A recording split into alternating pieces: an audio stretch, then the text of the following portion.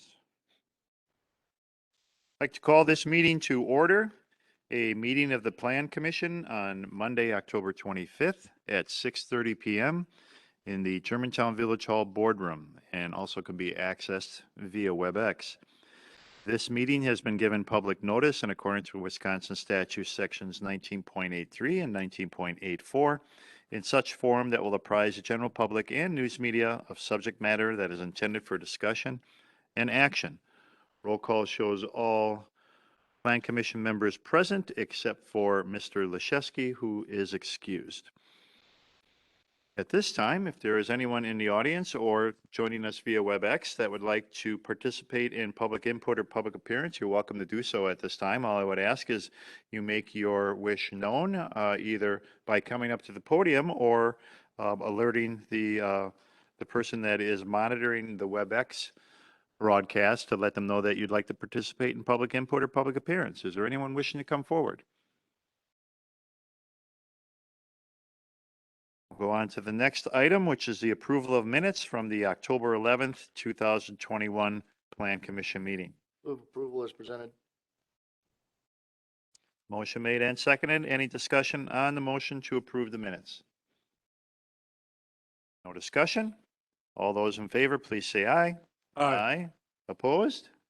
None opposed. Motion carries. Next item on the agenda is new business, starting with new business item A, Community Development Department 2050 Land Use Plan Update and Community Workshop Schedule as part of a discussion. So to give us kind of a starting ground and an overview of where we are with this, I'll turn the meeting over to Community Development Director Jeff Retzloff. Thank you, Mr. Chairman. First, I'd like to start off with a couple of housekeeping measures. I've got a number of documents, some that were left on your dais this evening. Just want to make sure that everybody has a copy. Now, at our last meeting, when we were discussing the 2050 plan, I handed out two documents, one a single sheet with a list of our zoning districts, the residential zoning districts, and also a 4-page 11 by 17 packet that included the neighborhood district and corridor map, the draft map to date, along with the matrix of land uses for each of the neighborhood districts and corridors. And then the last sheet was just a blow up of some of the notes that are in the matrix. Does anybody need one or both of these for discussion tonight?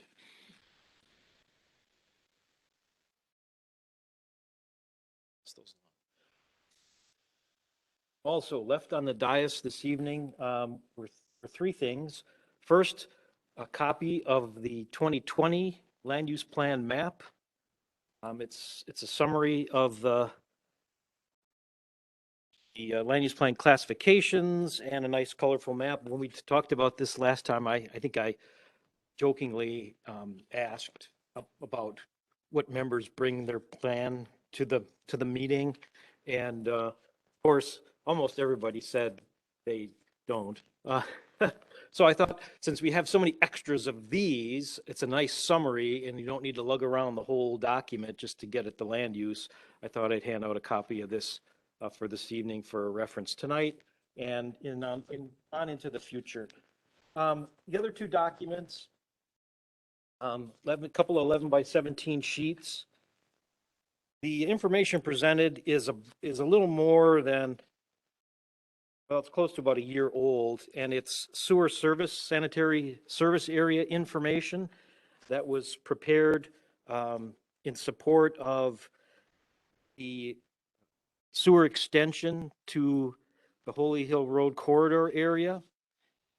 And I thought it might be helpful or useful for you to have this available in your hip pocket when we start talking about that particular area of the village, so you can see essentially what areas can be served by the sanitary sewer improvements that were recently installed in the northwest part of the village. The first graphic, it says Exhibit 2, Sanitary Service Area, shows sort of a refined parcel boundary-ish type map. The red line, solid red line, is the sewer service area that was determined by R.A. Smith. And then the second sheet is a little more rough in terms of its presentation, but it's actually more accurate, given that it shows essentially by topo line that isn't presented here, but topography out in the land, what areas can be served by the sewer service area, improvements in that area by both gravity, which is the solid blue line, a thinner solid blue line, might be a little difficult to make out in some locations. And then the solid red line shows additional areas that could be served with lift stations installed at certain points. This information might be helpful as we discuss future land uses and why we might be talking about allowing certain land uses in certain locations of that part of the village. And then finally, a couple of documents with a cover sheet, a green and yellow, green and gold, if you will. Some information about some pending legislation that we've been made aware of over the last few weeks, and it's been moving through the system rather quickly. Includes a number of housing-related bills that are presented to the Assembly coming up. And as indicated in this cover memo that I received today, in fact, about 4:30 this afternoon, I'll just read it. As outlined in my update on 10/11, several housing-related bills are under quick consideration in the Assembly. All of these bills have been recommended for passage by the Assembly's Committee on Housing and Real Estate, with votes ranging from 6-4 to unanimous. All of the bills are scheduled for tomorrow's floor period, beginning at 1 p.m. Below is a quick summary along with the position of APA Wisconsin's Legislative Committee. Please consider engaging with your elected officials on these bills. A couple of these I've included. For example, the green sheets are Assembly Bill number 605. And as described in the cover sheet, it essentially would require $1 million or 10% of a municipality's ARPA money to be spent on workforce housing initiatives, infrastructure, loans, subsidies, et cetera. If need be, we can read through this, but it's all in an effort to promote and to improve workforce housing opportunities throughout the state of Wisconsin. And the second bill, number 608 on the yellow sheet, is a little bit more concerning, at least to me, in that it requires municipalities to allow multifamily development in at least one district, providing for up to 16 units per acre. And then also some other requirements or provisions that essentially allow workforce housing proposals to sort of fast track through a local municipality's approval process.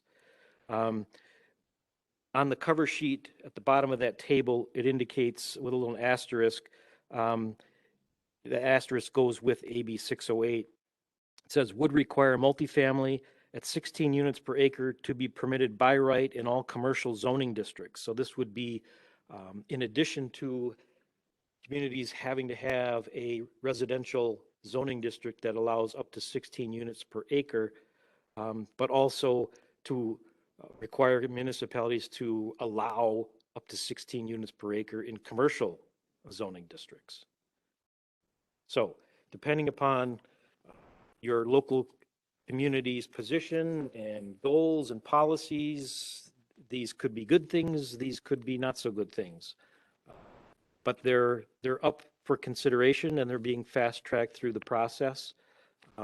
And since they do deal with a topic that's sort of hot in this particular area, workforce housing, well, throughout the entire state, I thought it would be helpful to provide some information to you. And you can certainly Google those particular bill numbers and get additional information about them if you feel so inclined.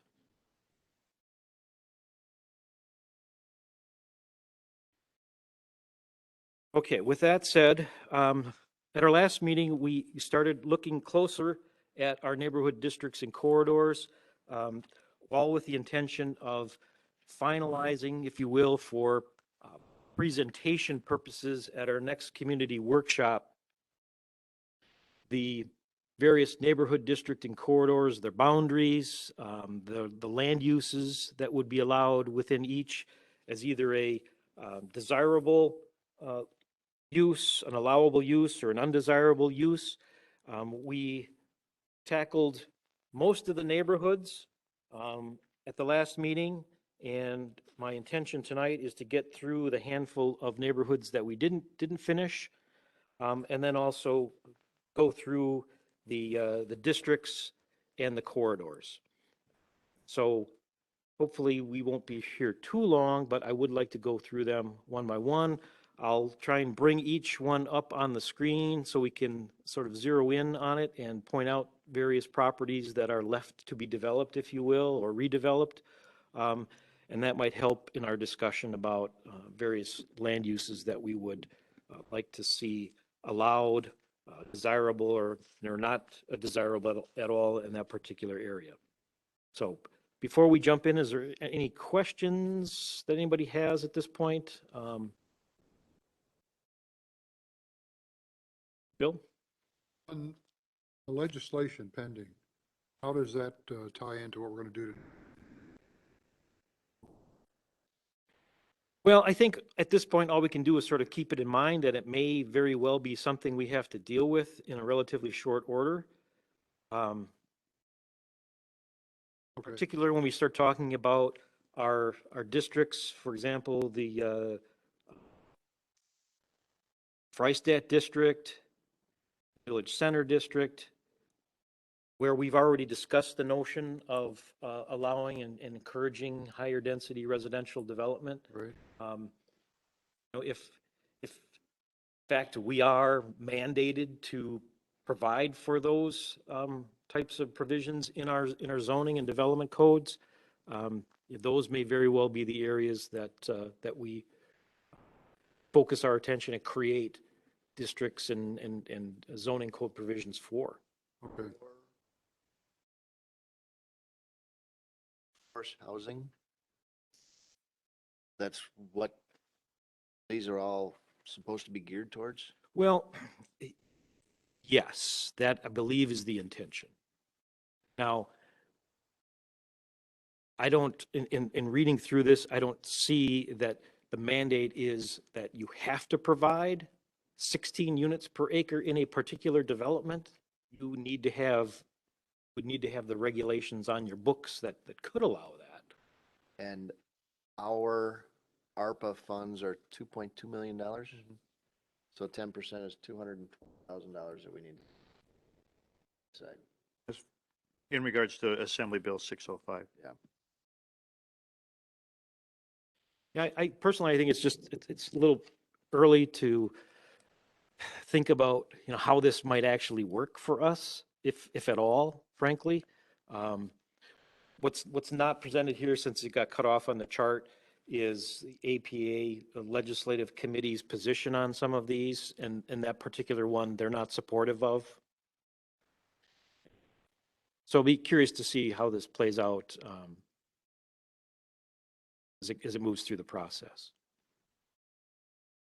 I think the one that's most concerning, again, to me, is the mandate that we modify our zoning code to provide for a certain level of density of residential development that up till now we've never even considered. I mean, right now our max density zoning district, our RM3, allows up to 10 units per acre. And the only developments that have come anywhere close to that are our senior housing, our independent senior housing. Gables, the one down the street. Beyond that, we have, some apartment complexes, Saxony Village, that are all, in the low, 6 units to 8 unit category.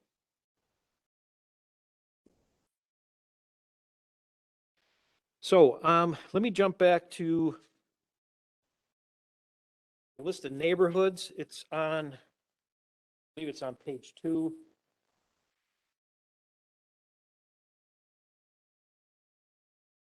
of the 4-page packet, 11 by 17 handout. By my notes, we got as far down through the Willow Creek, the Amy Bell neighborhood that you can see here on the far southwest part of the village. And the Willow Creek Wiedenbach neighborhood we discussed. And also the Meeker Hill and Goldenthal Homestead neighborhoods we discussed as well, sort of collectively, since they're all areas in the village that currently have some areas served by sewer and water and others that are not. And if you look at the chart for example, the Amy Bell, Willow Creek, and the Meeker Hill neighborhoods, they all have that provision, note number 3, that for future development outside in an area that does not have water and sewer, the density allowance for residential development would be 1 unit per 5 acres. 4 or fewer lots created by CSM, or if somebody were to pre-plan a conservation subdivision for development at one time or parcel by parcel, they could develop with a density of 1 unit per 3 acres. And the 1 per 5 is consistent with essentially the current land use categories or classifications on the 2020 plan, those being areas that are shown in the light green on the current plan.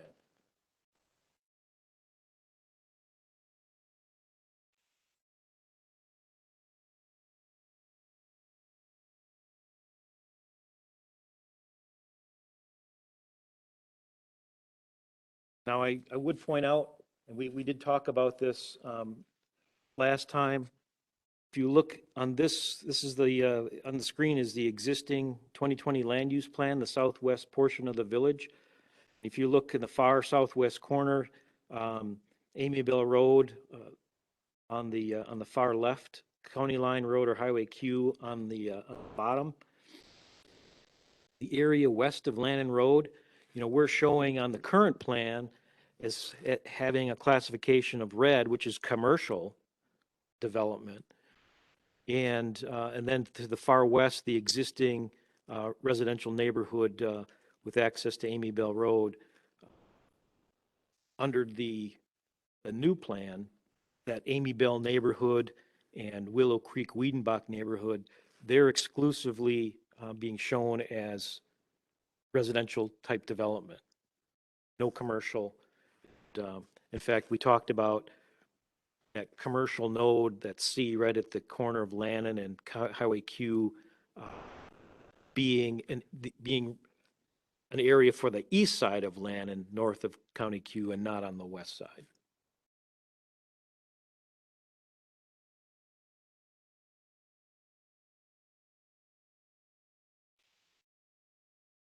Any questions, comments?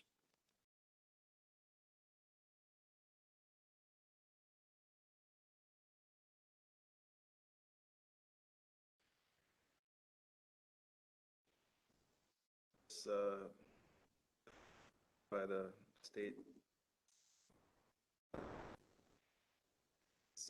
Commercial nodes that work with this commercial zoning, would that be considered a commercial?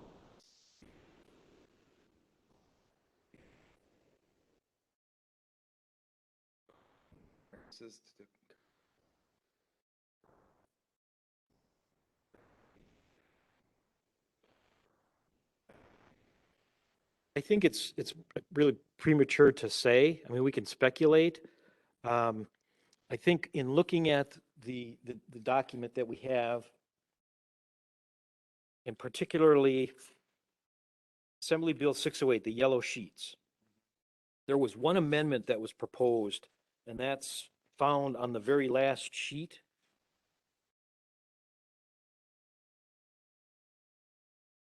And that first part of the amendment is language that's supposed to be inserted on page 2 of these yellow sheets. at line 6.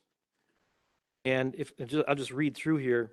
Any town that has a zoning ordinance under this subsection that furnishes water and sewer shall provide at least one district in which multifamily housing, providing not fewer than 16 residential units per acre, is a permitted use.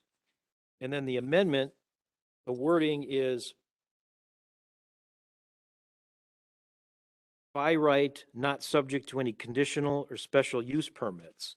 So it's really heavy-handed in that it says a community can't create a special conditional use permit or likely other type of requirement that would be further discouraging or make it more difficult for that type of development to locate in there.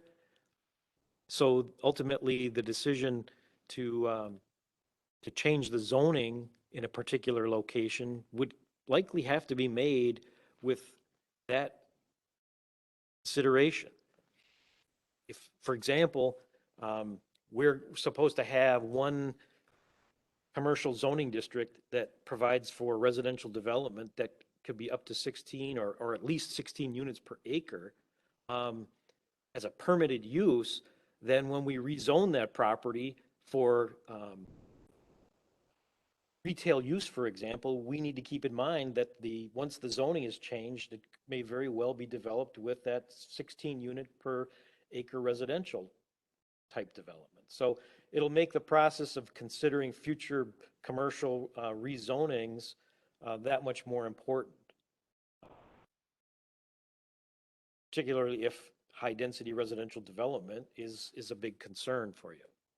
But again, I think it's way too early to talk about, what may or may not be in the bill and what mandate may come down. So when we look at, for example, on the screen here, the one commercial node at the corner of Goldendale and Holy Hill in the northwest corner of the Isabel Farms neighborhood. We haven't talked about this neighborhood yet, but in some of the other ones, we've already eliminated those commercial nodes, particularly along Mequon Road on the east part of the village. So as we talk about this Isabel Farms neighborhood now, we should probably keep in mind that there may very well be some mandate dealing with higher density residential development. I just got one quick comment, or it's probably, I don't know how relevant it is, but the specific language in here says any town that has a zoning ordinance. Are we differentiating between cities, towns, villages when we're talking about this?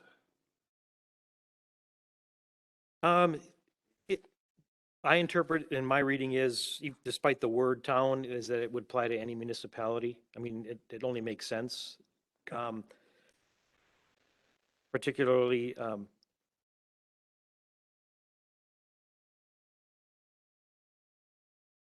municipalities that have water and sewer, which is pretty much all of them.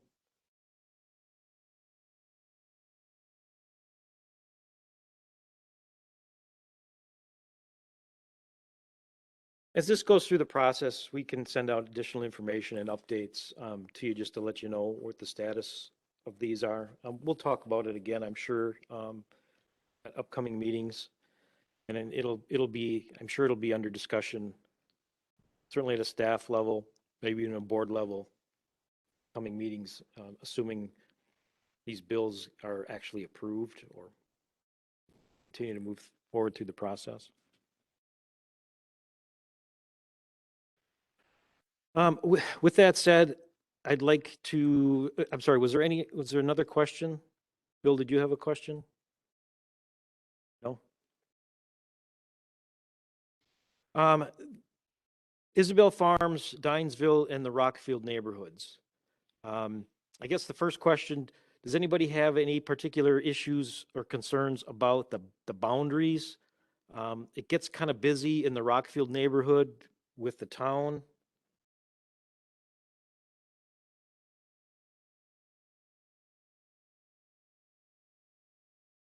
And what we've done with this, the entire neighborhood district and corridor plan, if you'll notice, in the northwest part of the village, We have identified those 4 sections of the town of Germantown. We've highlighted them.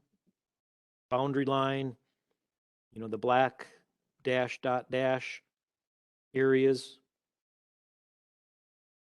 One of those 4 runs right into the Rockfield neighborhood. The Rockfield neighborhood is essentially the area of the village that is almost entirely developed in small lot existing residential around that part of the town. We haven't talked about it at all at this point, and I don't know to what extent we want or need to. But this presentation kind of begs the question, since the potential sewer service area, as you can see on these maps and as shown here, pretty much covers almost the entire area of this part of the town of Germantown. And how we deal with that going forward is something we'll need to address.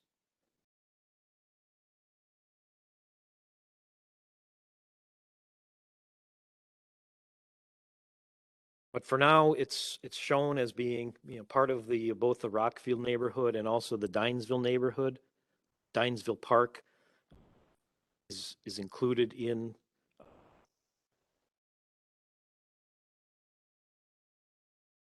Dinesville neighborhood portion, right next to the part of the town. If you can see the intersection there.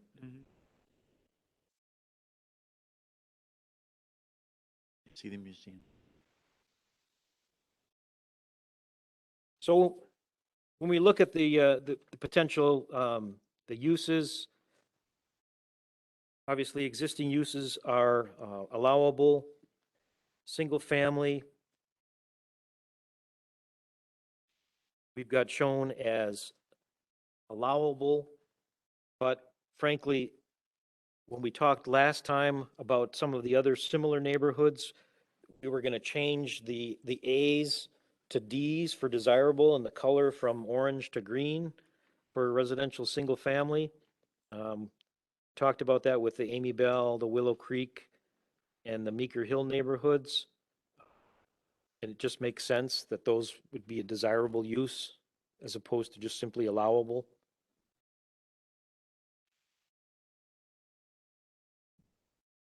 Agree. At what size? The Rockfield Isabel Farms and Dinesville neighborhood are subject to the density allowances shown in both notes 2 and 3. So for note 2, if it's an area that is served by water and sewer, the allowance would be 2.2 units per acre. If you're creating 4 or fewer CSM lots, or if you were going to create an actual conservation subdivision, the density could be as high as 3.5 units per acre. Now, in the context of our existing zoning code, that means 2.2 units per acre is the 20,000 square foot lots, or RS4 district, and the 3.5 units per acre is what's currently RS6, a minimum lot size of 12,500 square feet. With the component of the conservation neighborhood. Yes.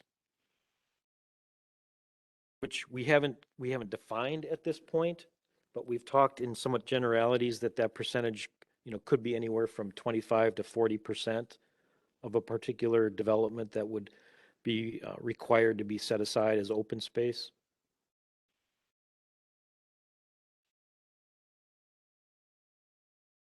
So those lots that are shown on Maple Road, as it gets up towards, they're smaller here. What size are those? I can't Kind of see. towards the top of where it says Maple Road, just to the right of it. Oh, okay, just adjacent to the park. Those are all smaller. They're not 5-acre lots. No, those are all smaller. Yeah. So, given the fact that that area is within the potential sewer service area, the land on the west side of Maple Road, then further west of that, west of Fond du Lac Avenue, north of Holy Hill, shown in this map,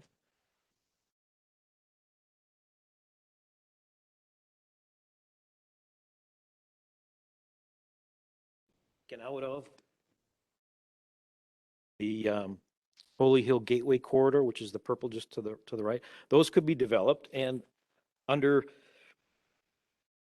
note 2, if those areas are developed with water and sewer, it could be essentially RS4 single-family subdivision up to an RS6 with a conservation design approach.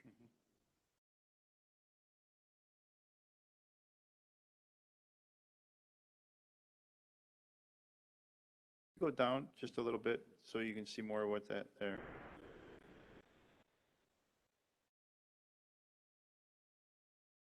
So in a conservation subdivision, the open space, who's allowed access to it? Well, the open space would be owned in common by the lot owners of that particular development or subdivision. Stay And- off my property. Yes, unless they were to, by way of their deed restrictions or some other mechanism, allow access some other way. I mean, for example, there could be a development. Well, I'll go right to an area that is probably appropriate.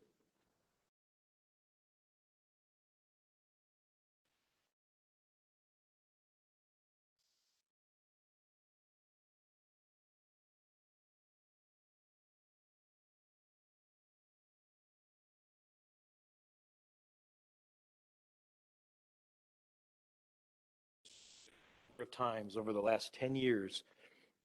And after the last presentation, where John was considering or proposing to change the zoning to RS2 or RS3 and allow 1-acre lots, he discovered that the soils are so bad that there's only 2 small areas that could support on-site septic. And in the end, could only get probably 4 to 6 lots at best, depending upon how they were arranged. As part of his plan, wanted to get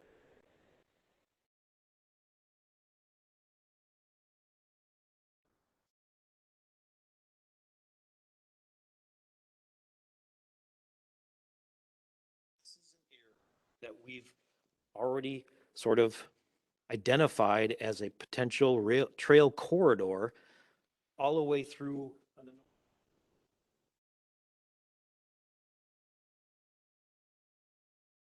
place. And the developer did create an outlot that contained the stream and a large portion of the wetlands that they could dedicate a corridor through there to the public for trail purposes. So there's an example of where they could dictate accessibility beyond just the owners or residents, if you will, of that particular development.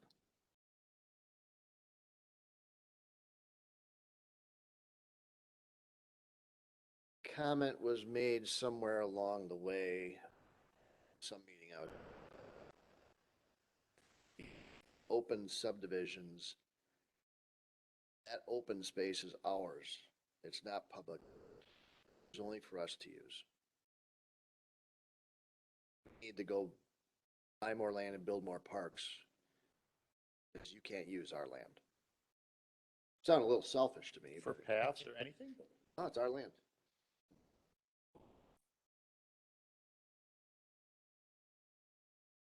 Say, what? No, take Isabel Farms there, for example. Say everybody got an acre, the rest of it was open space.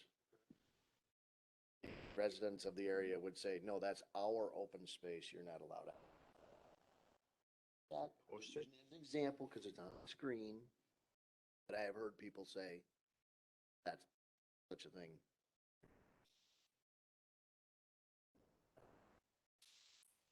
And frankly, that would be a correct response in most, probably most of the conservation subdivisions I'm familiar with. The open space is owned and used for private purposes.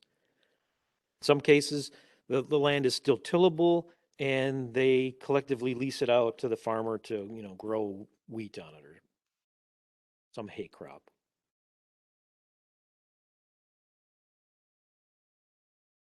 That relate to a subdivision like, I think when we did the Kinderberg subdivision, we ended up with some common. Does that have any application here? Somewhat similar to where I'm going with that is, yeah, those people in Kinderberg Park can say, hey, this is our open Yeah. space. A lot of subdivisions end up with like areas in the backs of houses like that. So they're saying that we can't, as a village, decide to make that an extension of an adjacent park or something like that, that if we're adjacent to it, you still can't enter it. If I lived in the subdivision, I'd probably agree with that, but I'm just looking at, And if that's an established subdivision and that was the bylaws or whatever covenants were at the time that it was created, I'll grant you some of that. But if we're looking at creating new subdivisions like we're talking about here and the ability to try to get a pathway in there, then that's where this body becomes involved and says, well, we like that idea, but we also know that we're trying to run some connectivity through that corridor. And we'd like you to consider setting some land aside for that before, as part of that development. And that's not out of the realm of us to propose or request. but we don't generally bring that up. Somebody developing a subdivision, see all this up on the screen, we agree on the subdivision. Should we be saying, oh, that extra property there, that could become part of an adjacent park? I mean, is there anything there we should be saying? Oh, but I think we need to start thinking like that. No, have we done it lately? No. We start looking at that when The we only, do this. the only time that I can think of that we've done something like that is, where we took, what was that lane that we made gravel, that we should have made a road? Over behind your in-laws subdivision, that Elm Lane, or is that? yeah, Elm. Elm, we made it an asphalt. What should we have patch. done? Should have made it a road. But it was decided not to based on the public input. Yeah, in that case, we didn't require the existing segments to be connected. We allowed them to construct a paved pedestrian path, Mhm. which To actually allow turned out access to quite well. Friedenfeld Park, yeah. Yes. So, those types of things have been somewhat considered, but as we're looking at creating those types of pathways and those types of recreational access points, then this body needs to start thinking more along those lines, especially in new lands, or as we get into this 2050 plan, start talking about those things today so that they get on record and that future boards, whether it be next year or 5 years from now, they have some sort of record of that to say that this was part of the consideration at the time of the 2050 plan. And do we have anything that suggests where we want paths? Yes. Yeah, the comprehensive outdoor recreation plan was recently adopted by the Parks and Rec Committee. And in that plan, trails has a very high priority. In fact,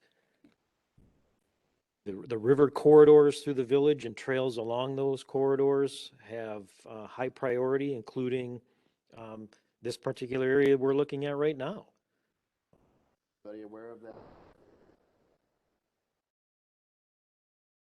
And we have designated lands along the Holy Hill TIF 7 as part of that purpose. That would be connectivity to this as well.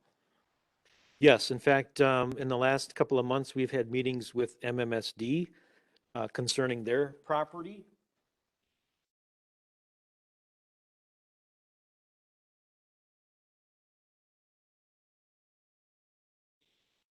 7 edition. And they pretty much have given us the green light to going ahead and planning for a trail, multi-purpose trail through their property. And as part of that TIF 7 expansion, the board set aside, I believe it was $700,000 as part of improvement costs for trail purposes. So looking at that, and I don't mean to point you out, Mr. Kimmler, but that does run behind the neighborhood that, that you come from. What do you think your neighbors' thoughts would be to run that connectivity along that back area of that neighborhood for access of a recreation path? I don't know what about that would be. Personally, I think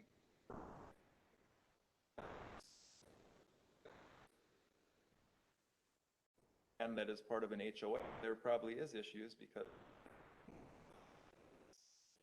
something happened.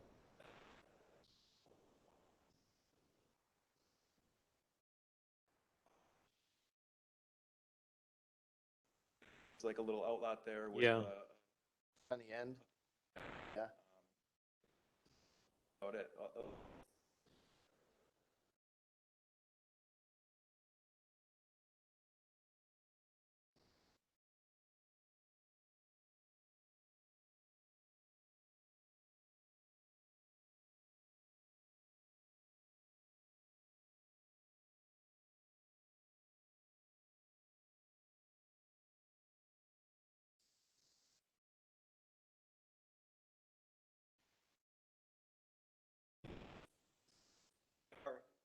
Not in an HOA that are kind of lining up and arguably could be assembled to accommodate the trail expansion through that particular area. So if it's outside of the jurisdiction of the HOA, what are your thoughts for the neighborhood in regards to access path? Because I think that's a spot for a trail, and if you look where that waterway leads, it's eventually down. So you're connecting.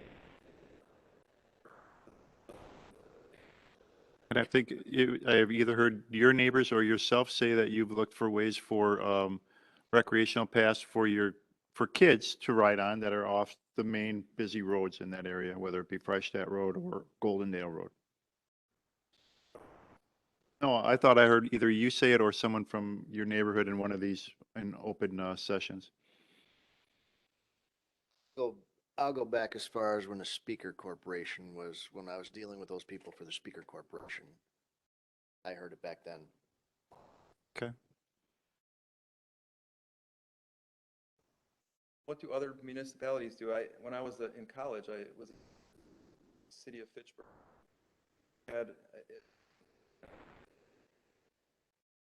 time a developer came in subdivision, either had to set aside a certain portion of that trail network, or if it didn't make sense,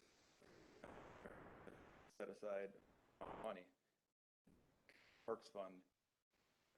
Fitchburg was very fast developing when I worked there, and every neighborhood had either a park in it, park and a trail, and they all connected to the greater trail network for bikes. So I mean, that's how they got it done there. Yes.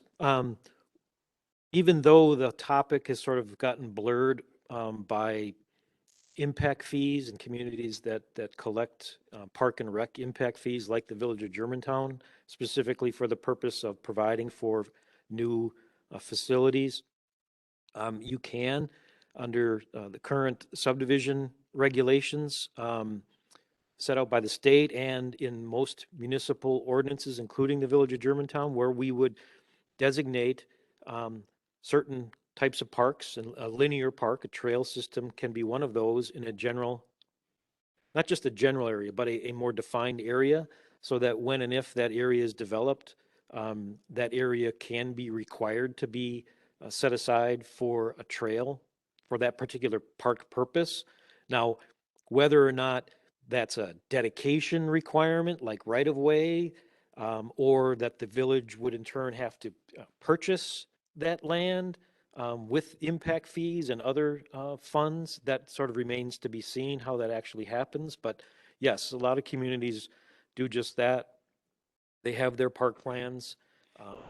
They identify, just like, for example, if we're going to be showing some future road extensions throughout the village, so that when and if those areas become developed, the owners know that the village is going to require that land be set aside right away for future road extension. Same holds true for parks. We just haven't done it here, at least since I've been here. We haven't had any future park locations necessarily mapped out, where development has come along and we've gotten into those conversations and discussions. But with the new corp and the plans that they have for linear parks and trails, I think it'll become more and more common, and something that frankly, we probably, going forward, all of us should have a copy of the corp and the 2050 plan at our side. So when we're looking at subdivision proposals, we can have those conversations and make sure that we do get developers to set aside land for future parks. Tend to think it's just been the nature of the developments that we've had recently. Most of the stuff being right on the edge of existing developments, there's always been a park in the area. Right. So over Breistad Road, Saki Road, that area there, you have park, Friedenfeld Park. So why would we put another one in there? And when you start talking about developing 5-acre lots, much open, where do you put a park when everybody out there probably has a playground in their backyard? Right. So it starts to, Which is sort of similar to the issue that you were sort of heading toward, and that is with conservation subdivisions and setting aside, mandatory requirement of certain percentage of open space. If our future has multiple conservation subdivisions developed and they all set aside open space area, it sort of begs the question, do we then need to acquire any more parks in that particular location? Well, the answer probably is maybe not neighborhood level parks for just simply walking around or little playground areas, but maybe the focus is more on trails and community type parks, whether they be active or passive. And then leave the neighborhood park concept to the individual subdivisions and their open space to deal with. If you want to put a piece of playground equipment in your open space, go ahead and do that. You can collectively decide to do that. Most people have it in their own backyard. right? So the whole neighborhood park concept is kind of waning a little bit, I think. But for the most part, it sort of sets up a better policy, a more arguable policy for community parks and larger regional parks and trail systems. If we're requiring new subdivisions to set aside their own neighborhood park open space, then we don't have to provide that. We just need to provide whatever we feel is necessary for regional or community-sized parks. If you're going to go into a sewer service area and put in a new subdivision, you're going to have a denser subdivision. You're going to have the half-acre to an acre lot at largest. And in that type of a subdivision, I think you would then we would start to require land to be set aside for a park. Because those are going to be densely populated relative to something out in the northern country. True, that may very well be true. And I should have a copy, but I don't have a copy of the corp with me where we could look at, maybe we bring that up next time, where we're showing future park locations. So maybe if you can go back to the southwest corner of the village, in those areas, the Amy Bell, the Weidenbach, those 3 areas along the west side there, maybe those are ones that as water and sewer get pushed out there, those tend to be developing more. That area should be set aside for parks. Somewhere in there, we should have a park. Talking about east of Wiedenbach? If you zoom out a little bit more. Willow Creek, Wiedenbach, yeah, that southeast corner. You Yeah, know, is the, what's the green, the preserve area? Is that the park? It's a sprawling path of a park. Right There. there. Yeah. Not familiar with that side of the town, so I don't get out there that much. Bottom of the hill.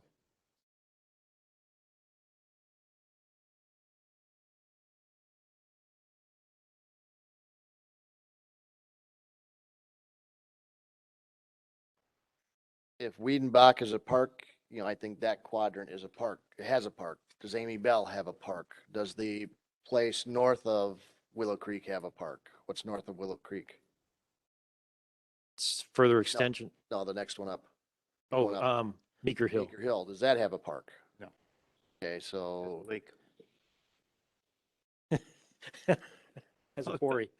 Well, on the other side of the street, isn't there a lake, a small lake? Oh, Amy Bell? Yeah. Yeah, in Richfield? Mhm. Yeah. you know, how frequent do you need a park? Is it one per 40 acres? Well, and that's community choice, frankly. I mean, there are some standards that are typically used, maybe not so much anymore. In fact, I'm pretty sure our latest version of the corp that was just adopted talks about minimum standards, certain number of acres per population, per capita of a park area of a certain type. But I think even with that discussion, the focus of our plan is to acquire land for trails along the river corridors and a new community park. I think I think at the last committee of the whole meeting, there was discussion about capital improvements, and I think it was $1 million that was set aside for future park acquisition. Wanted to. Oh, okay, Somebody sorry, wanted to. So okay, was, sorry. with the proposed plan from the Park and Rec Committee, have they designated areas that they have proposed for possible future parks? And can we put some of that into this plan as a possibility? Yes, the intention is to take portions of the corp and incorporate them into the 2050 plan. Along with the trail system that's been proposed? So Um, that it shows a roadmap of what's been planned in a sense, because you need it front and center, otherwise it becomes out of mind. You're right.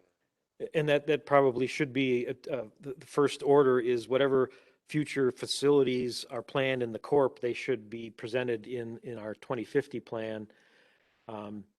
Maybe not just in that particular section or chapter of our 2050 plan, but maybe there's a way, depending upon what we're talking about, to also present them on the future land use Right, in some sort of way. because as you've been saying, access to the river and the waterway, and then other things that come to mind for me that are pretty much there and probably easier to develop into recreational parkland would be somehow getting access to the surrounding properties of MMSD and green seams around the Wilderness Park, and expanding some of those into recreational trails of a type. And then other opportunities would be the possibility of gaining access to the river off of the lands that we have our recycling center on. And as we look at the possibility of what we're going to do with those properties as we expand the Department of Public Works new facility, and how that can be accommodated into one site, that opens up opportunities for access to the river and those sites where we already own land. Yeah, that would be nice to overlay on our 2050. Right. Or at least have it should be as part of a guide, because if you're not going to plan it or have it in front of you, then as these opportunities come up in the different areas of north of Freistadt or any open lands, you can start discussing those plans and making those connectivities. Right, so I'm not going to remember that. this graphic is a good one that we definitely should include, the proposed bikeway and trail network. And you can see it's a function of, these are the river corridors that are priorities for a trail system.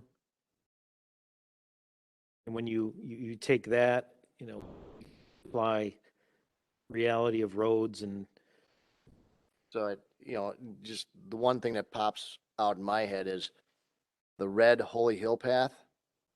Why does it come back on Fond du Lac instead of continuing east on Holy Hill and getting to that river corridor?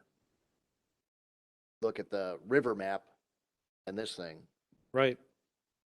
Yeah, you can see, Catch off of it.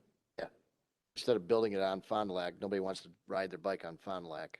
well, part of it has to do with the fact that the county pedestrian, bike and pedestrian plan was certainly taken into consideration, and they have, goals for facilities and trails or paths, multi-use paths along certain road corridors. I would venture a guess that that particular segment is tied into and is reflective of the county system, but you're right. Could very well be, and this, what we're looking at now,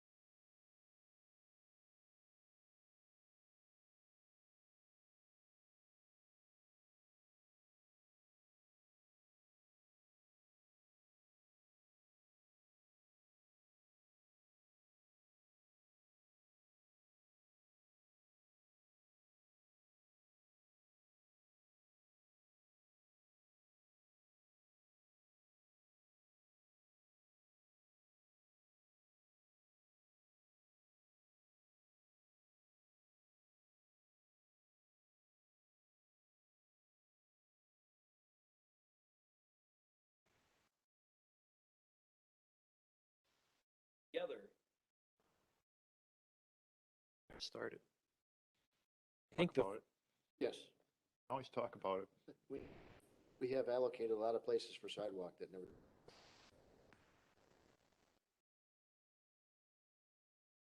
so I did have a copy of their plan. Here's their concept of service area, where certain size or types of parks serve the population within a certain area.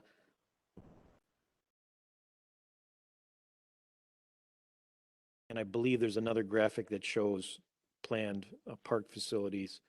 I think in the beginning of Germantown, they did a nice job of setting the neighborhood parks that were connected from the neighborhoods that surrounded and built up around them, from Spazland to Hofstrasse to Altbauer, Wiedenbach. All those are neighborhood parks and probably are easily accessed by the surrounding neighborhoods. There's a few that you may travel to if you don't have one close to you, but I think everybody's in a more urban area of the village are pretty close, within walking or riding distance to any of those neighborhood parks. And they granted the access into those with those pathways off of the roadways that were around them. There was always those pathways in. Some of them are somewhat overgrown, but we've been trimming those out and kind of grooming those a little bit better, especially around Altbauer and that wooded area that's kind of to the north, where it's not a paved path, it's more of a wood chip path. Worked on that a little bit because that's flooded out a couple times, but those were all well planned and have served well over the years as good, solid neighborhood parks. So now we look at ways to allow connectivity down to and through from the northern area, and then grow future access to other parklands, whether it be through Wilderness Park or access to the Menominee River, from those areas. Well, we can certainly pull together a summary. In fact, if necessary, you know, we could even have a member of the Parks Department. We have a new director as of today. Come and give a brief presentation. We could invite them to our next meeting and maybe ask them to give us a summary of the priorities. That'd be a good idea. They can focus in quickly on what graphics to bring and help us a little bit further. Throw the new guy to the wolves. You start learning. Here, read this. You'll be presenting on it in 4 days. Well, No, that's not the purpose of it, but I think it's a good idea because you could also bring members of the Park and Rec Commission here that would have good support, familiarity with what's been proposed over the last number of years. Whether it's Mr. Colhurst or somebody, you know, from that committee, Mr. Deppis.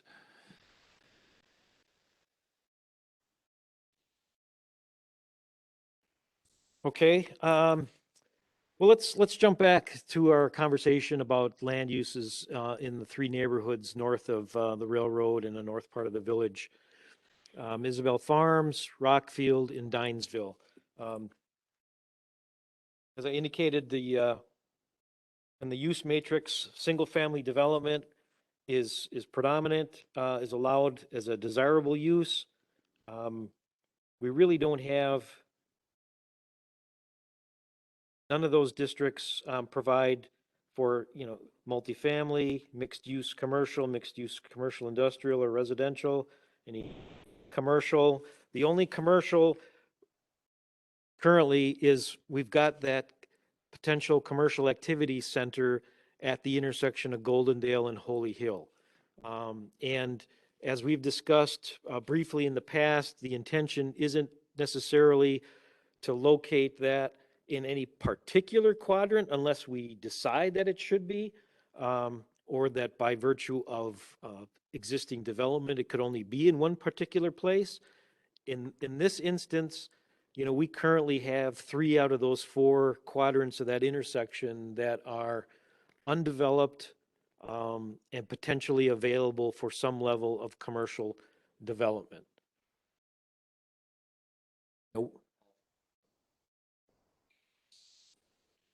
Well, that northwest quadrant, the building that's going up there wasn't built all the way corner because the landowner didn't sell out. Yeah, but the parcel there that's hidden by the letter D is less than a half an acre in size. And that includes the land, you can almost see the box, that ownership out to the center line of the road. So it's really like 2/10 of an acre. So yes, that particular quadrant is for all intents and purposes taken. Southwest corner, that's Wetterall. That's the homestead. Yes. And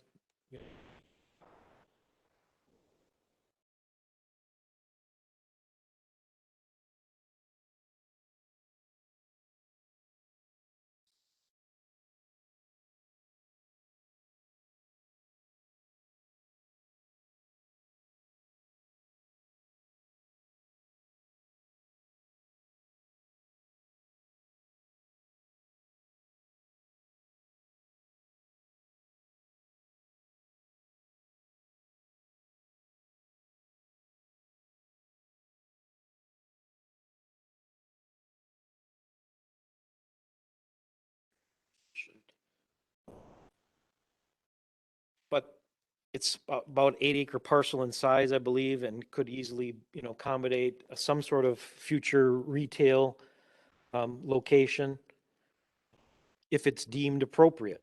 You know, and that's sort of where we're at. How far away is that from 41? Is that a quarter mile? Is that a That's, eighth mile? it's basically a mile.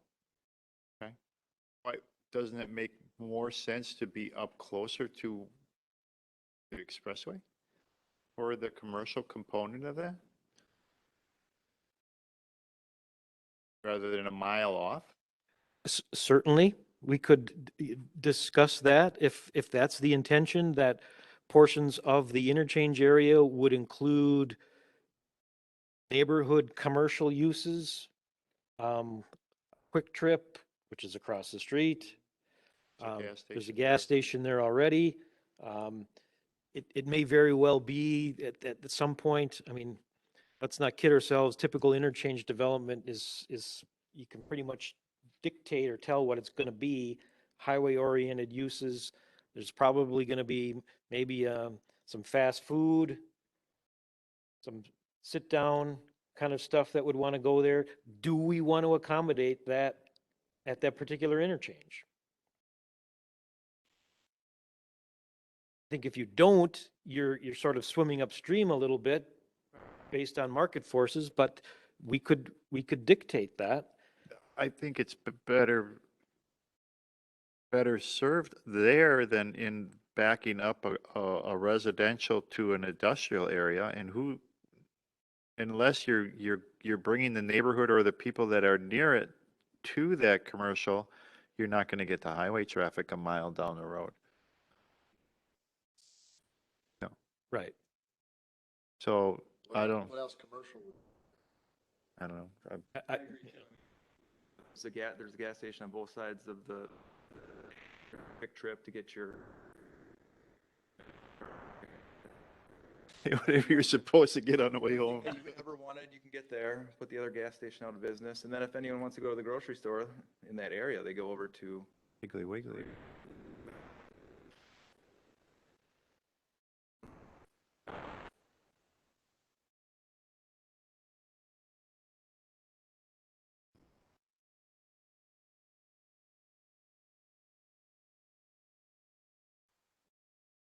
Legacy property.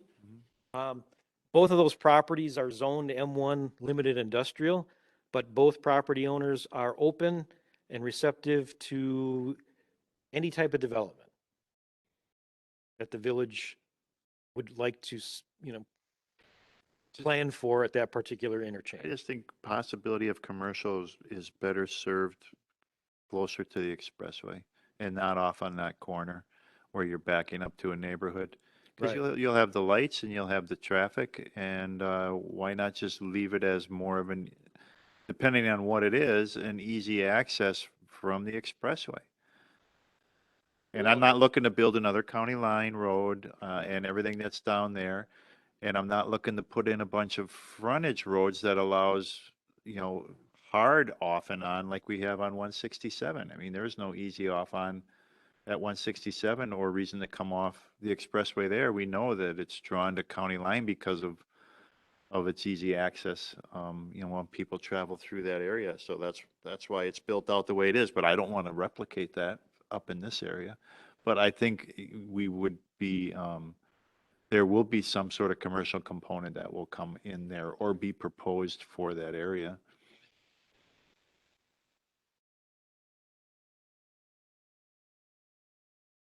Right, I would agree with that. Mhm. Commercial, but not heavy I'm looking to build it up into restaurant lane.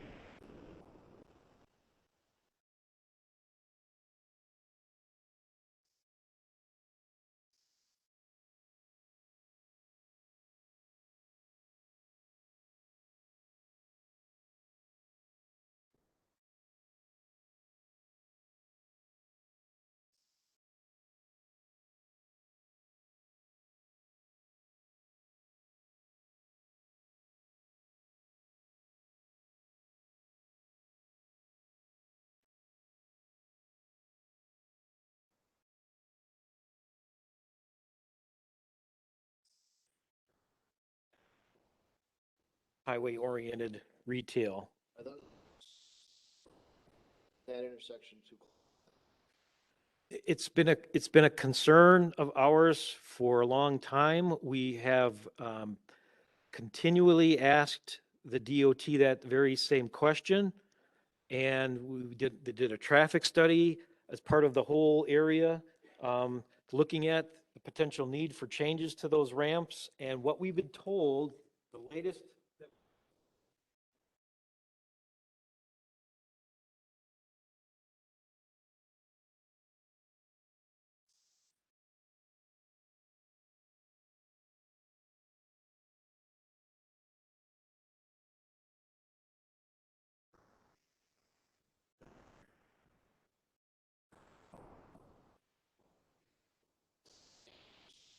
Flying J truck stop with all. Have that on the Quick Trip. See a second one going in after I see the first one. Yeah, Quick Trip on one side and Love's on the other, right? It's a good question. Would we? You know, we've talked to this owner.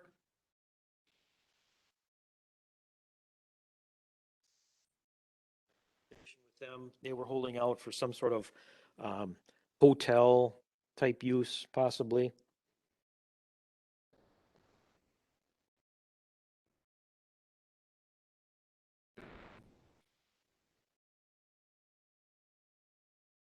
But I just don't see the commercial down in that corner. And I don't see it. If we're looking to expand neighborhoods and depending on if it's sewer and water, then the criteria of what that neighborhood can be once sewer and water is available, then I don't see that as a commercial component. And I think that the people that currently live in that area or could future live in that area wouldn't want to see it there either. So you're saying essentially, if I could be so bold, move that commercial node from the Goldendale at Holy Hill and push it over here? Yeah. Yeah.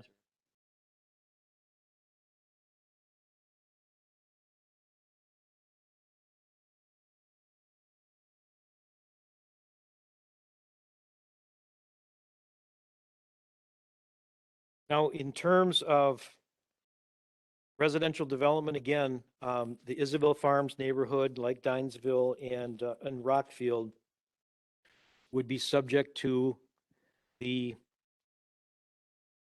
sort of two-tiered system, if you will, of development regulation, depending upon whether you're in and served by water and sewer, or if you're out and not. And that, again, is notes 2 and 3. If the area is served by water and sewer, then it's the 2.2 units per acre up to 3.5 units per acre with a conservation subdivision. Right, but I think that in respect to the people that are there, then as those subdivisions would come possibly forward, and we don't know if they will or they won't, but if they would, then there would have to be some sort of buffer from those that back up to those 5-acre properties, especially to the southeast and then to the northwest. Because the Isabel Farms was there first. This is one of the scenario planning drafts that Grafe put together for us that shows with the Isabel Farms. It's a heavy, that's it.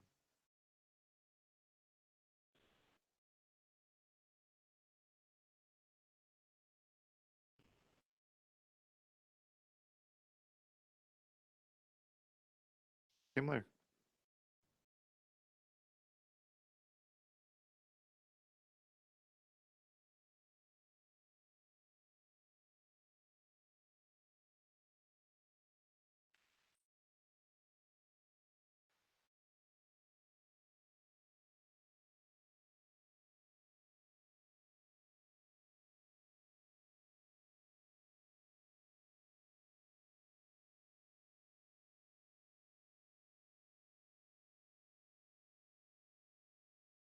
Well, the reason there's nothing else out there like it, other than, for example, south on Goldendale, if you go further south, the Dalebrook,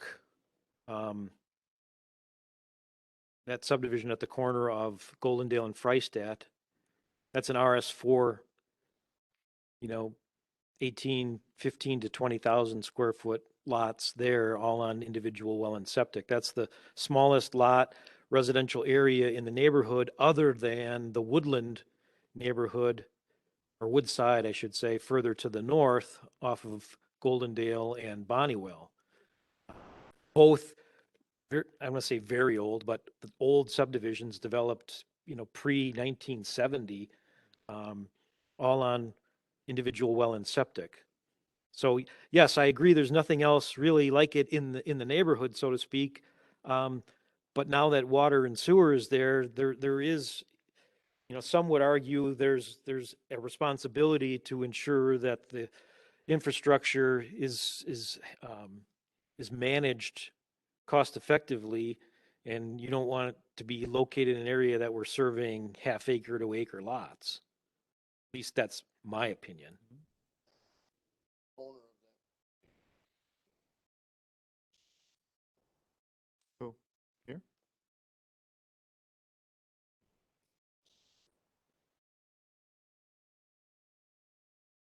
Good. Right, and we had him here at a meeting. We sat around the table and gave them their opportunity to convince us. I frankly, I don't see it in that location. I wouldn't do it. Transition from 5-acre homes to industrial, that's. There's no real, I mean, on the other side, there's arguably a somewhat of a buffer in regards to the railroad and the tree lines that were there. And there was long discussions and meetings with that neighborhood in regards to what was being proposed, and I wouldn't call it heavy industrial, it was more of a campus type setting. For Speaker Corporation, it wasn't building after building, next to each other with, large docks. We were really talking more of a campus, a research center, a kind of a welcome center for customers to meet, and it was more lower end. And also very heavily discussed in how that could be buffered in light and such to the neighborhood just to the north. But to put another industrial on the backside of that, right up against it, there's nothing natural there to buffer against it, and not, I would not be in favor of that. This is what we're looking for in transitions.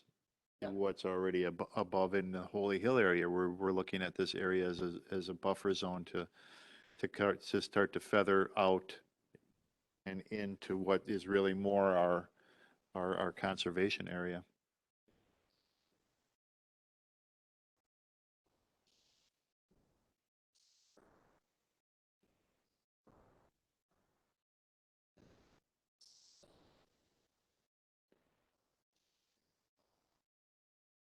I mean, I understand there's got to be some give and take with the sewer, going out there.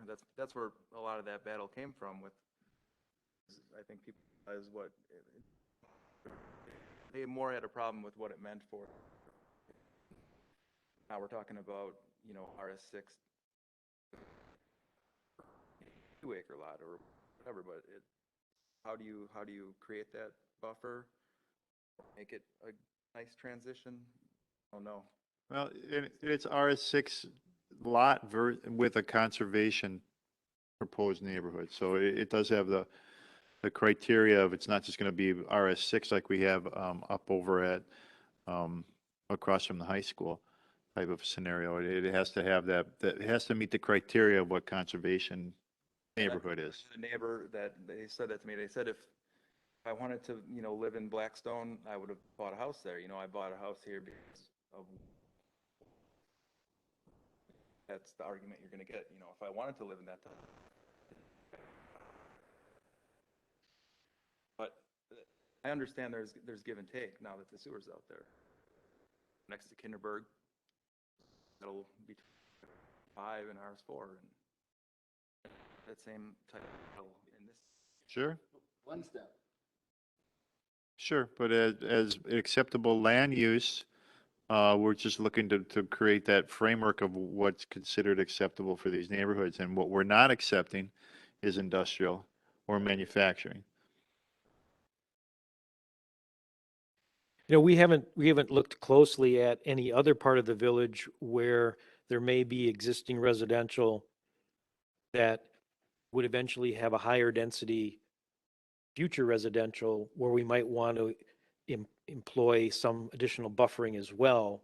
But just using this case as an example, we could include language both in the plan and ultimately in the zoning code where we detail the sort of the design parameters for conservation design, that when abutting an existing lower density residential subdivision, there's some prescription for minimum width or type of buffering or landscaping that would help further guide a developer.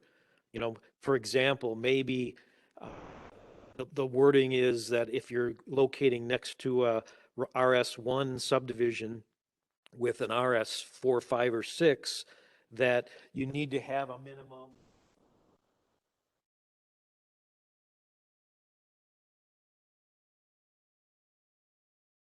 just kind of shooting from the hip, but there's that we could include to make it clear that, you know, yes, we want to accommodate future development in this particular neighborhood. We can spell it out in the neighborhood text that there are existing lower density residential uses that we want to protect. And while we're allowing higher density because of taking advantage of water and sewer, that as a policy, we want to prescribe a extra level of protection or buffering around the perimeter or something. What is the lot size as it goes towards Maple Road? Side of, oh, Section of Yeah. Farms? Oh, over here? Oh, I'm sorry.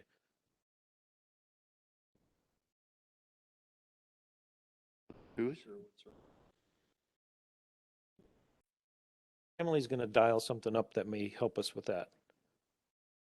I think they're a little bit smaller lot sizes. I don't know.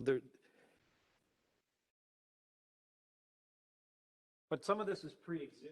I think they're like 2 and 3. There's some less than an acre, but between 1 and 3 acres.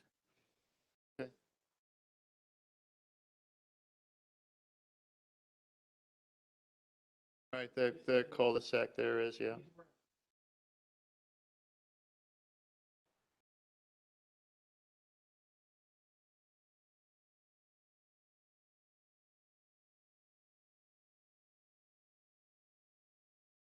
Right. Goldendale. Okay. Well, what are your alternative proposals then? If it doesn't become, you know, a 4 or 5 with sewer or conservation, are you you're looking at minimum half, 1? I mean, what did?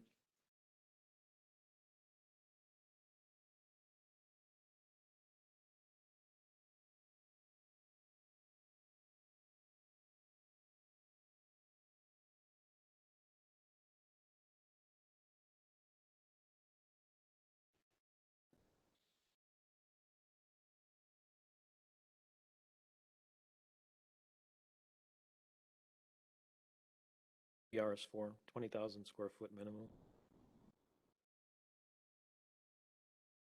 Possible there? Don't know. I don't know what makes money.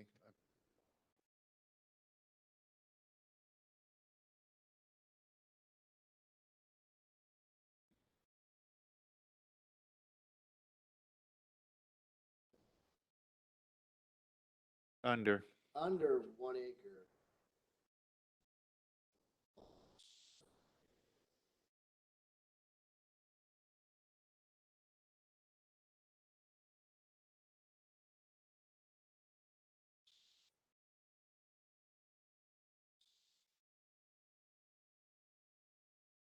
Right, it's anywhere from third to a half acre, roughly.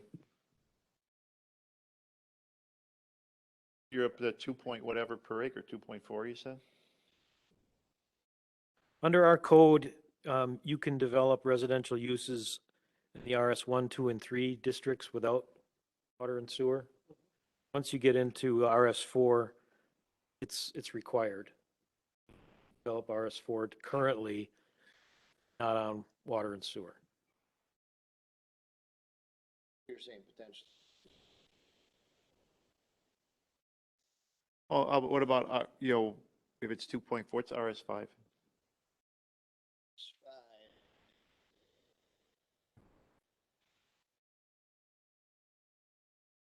I think that allows for more green space. The average is RS5. I can understand the RS6 concern because it is small.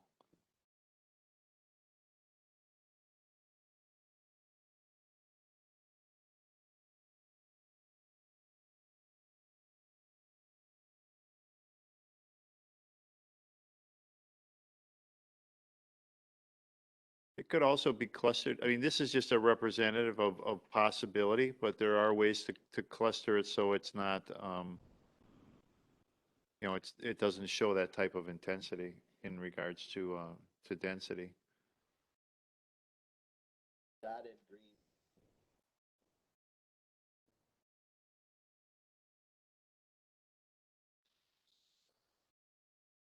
It is, yeah, this was an earlier graph. Part of his land.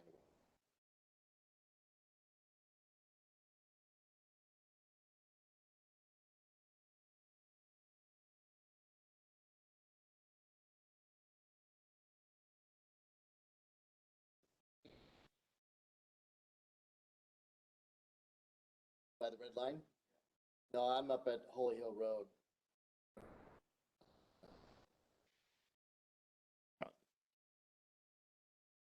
Right now, the design for the Holy Hill Road improvement from 41 to Goldendale has a multi-use path on the south side.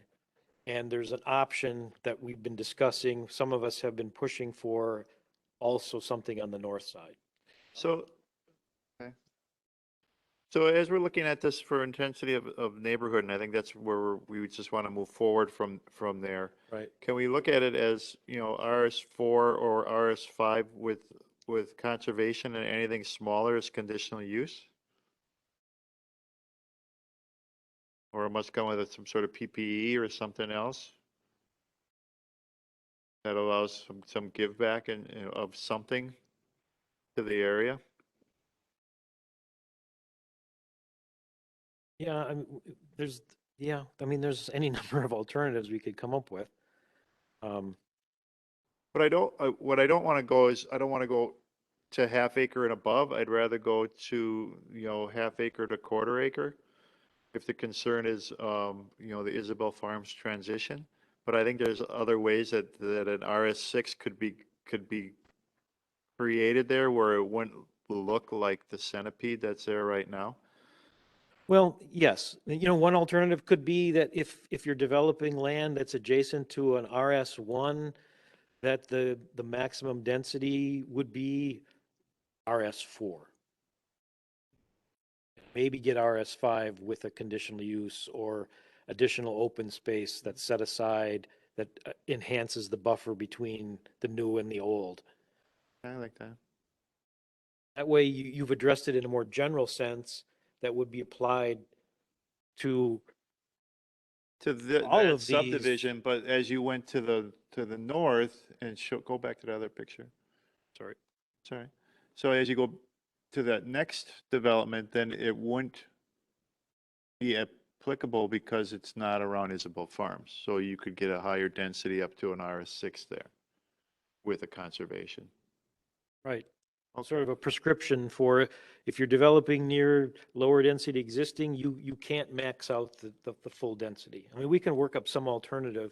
Okay. And like I said, I think that gets us away from, I'll just say it, being accused of cherry picking a particular area over another for whatever reason, because it would be applied in all of these yellow areas. Because it may very well be, for example, that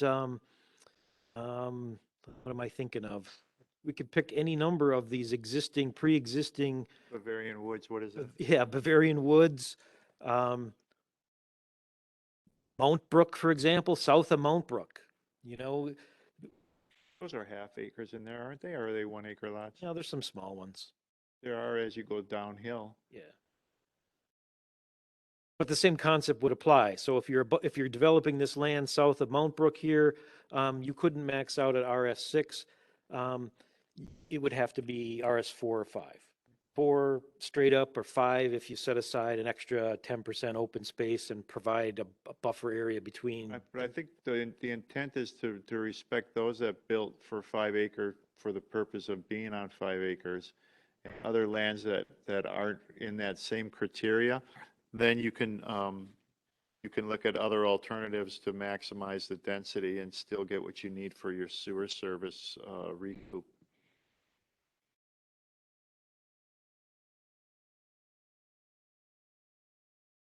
Okay, I can work up some. Okay, good.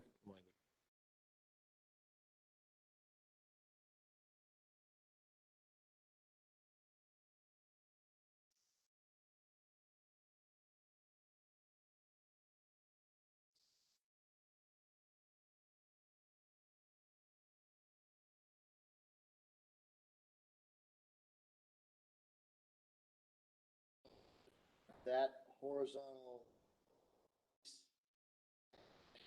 south half, medium density, the top half, extremely high density. You do that too? It presents the buffer that you're looking for, and at the same time could meet the criteria of what Jeff is looking to write in regards to a neighborhood that has a 5 acre limit on it. Which there's covenants that guide all of that, right? That are still in place within your subdivision?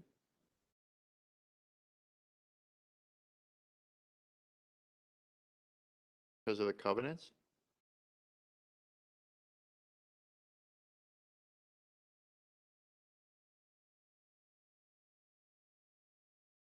You, You you could. could, You if could. if the zoning allows it, and in a case of, you know, a deed restriction that would apply to the whole subdivision, if that were allowed it.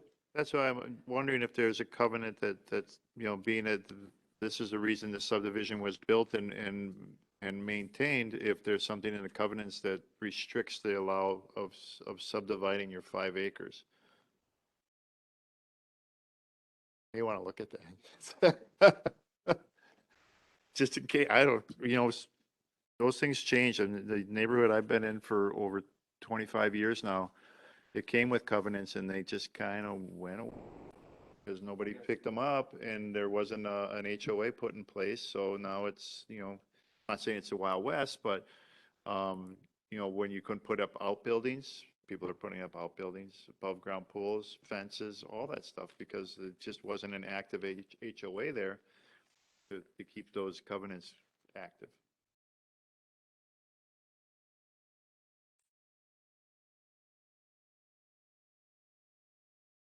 Something to think about for future though, as people, as you come back with the of why we built here and why we wanted to be, on a 5 acre lot, it helps to protect that for future so that your neighbor doesn't decide, well, what, I'm going to, my mother-in-law here and she's going to be on half of my lot now. It could happen. Well, yes, a lot of communities are changing, providing for things like accessory dwelling units. So you wouldn't even have to split parcel necessarily. Zoning could allow for a second dwelling unit, meeting certain parameters that would accommodate the equivalent of a mother-in-law suite or something like that. There are places that are outlawing, if you will, single-family zoning. Not anywhere close to here, but they're out there. As the housing crunch, takes hold in many other places across the country. Any other questions? Commercial activity center that we've identified here at Fond du Lac Division Road and Fond du Lac Avenue. We see it?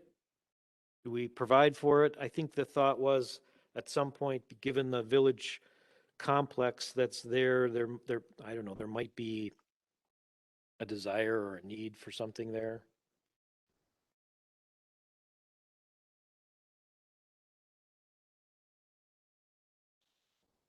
Yeah, that's the Public Works building. Public Works, the perennials are to the north and east a little bit. Century Lane. Adam.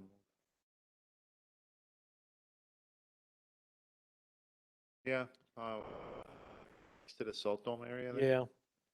But keep in mind, we're pre-existing uses are allowed. What I'd hate to do is make the mistake of what the current plan did in a number of cases. In recognition of an existing use, they classified it as a commercial, and which sort of predetermined that property would always be or could be redeveloped at some higher intensity of commercial or retail, when really the intention was simply to allow what's currently there to continue on, and then when it goes away, it just goes away and becomes something less. So I wouldn't recommend, and it's not at least my intention, of identifying all existing service-oriented or retail uses that are out there with some sort of commercial designation. They fall under the pre-existing use that's allowed to continue on as is until it, works its way through the system and becomes something else, if it does. And this also falls within the single family of sewer to unsewered? Yes. Okay. Right now, the sewer service area lies to the south of the neighborhood. Is any new commercial allowed anywhere up and down Fond du Lac then? It's all gonna be residential. It's all residential. How did you get towards this? Well, Towards the city, towards this town center. clearly, again, pre-existing would be allowed to continue. So you've got the bar, Church, yeah. the But church. I'm just thinking you go up farther and you get the Right Way Bus Company. Which is predominantly in the town. Yeah. Distillery, that would continue on as is. That's in. We just wouldn't classify it as a commercial activity area with the intention that it could expand, like on adjoining property. But, I'm gonna put some other large sprawling business next to Right Way. Put from Right Way. Find where Right Way actually is here. Up by the distillery.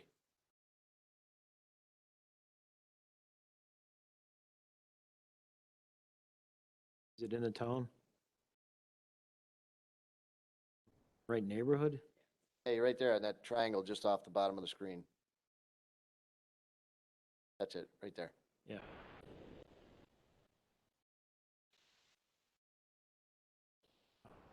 Distillery is, Well, I'm not saying that they go into town. What if they go in the village? Distilleries on 145 in Goldendale.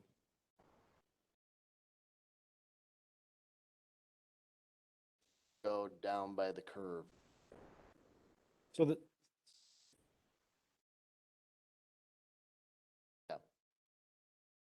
What if you were to go down by the curve to right by your right shoulder?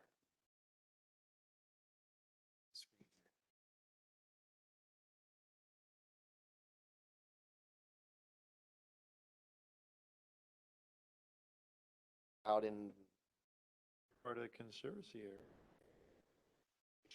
section, right, rural preservation. we're not gonna allow anything to go. That's the idea. There's some small things.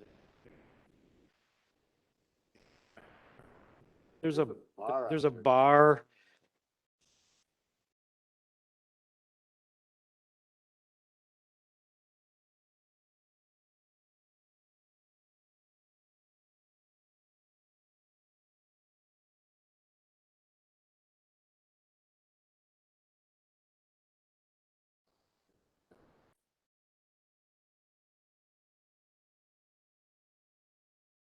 Much out there, but state trunk.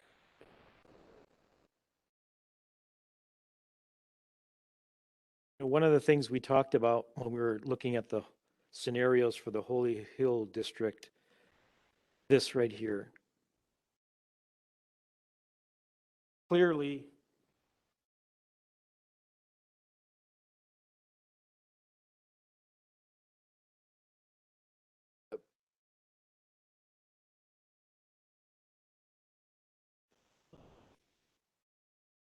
bring that up, the boundary of the Holy Hill Gateway District, it includes that.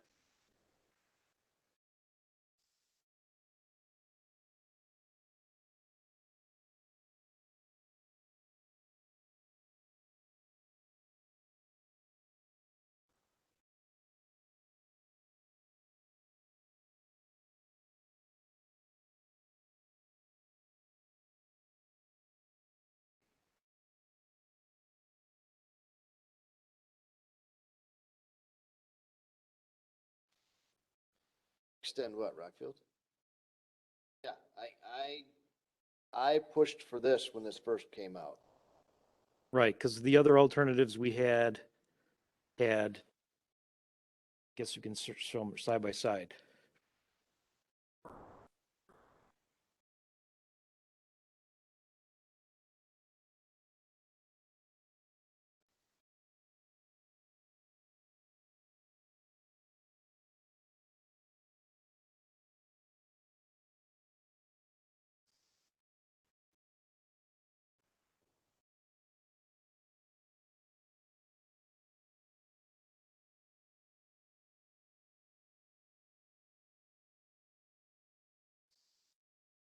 Right. Yeah, I think it needs to be. From what I've heard, people don't want industrial east of Goldendale. So in this vision, I believe we had all talked that it wouldn't be the big box warehouses, it would be something smaller. Whether they can find those users or not, I don't know, but personally, I don't like big box warehouses butting up against farmland. Well, in a scenario like this,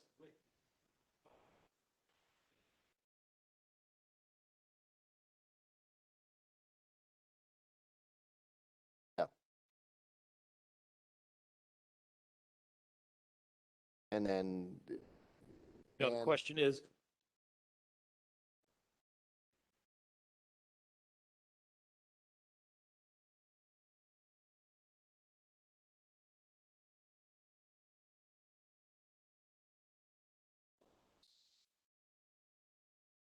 you can't because our plan says you can't have buildings more than 150,000 square feet.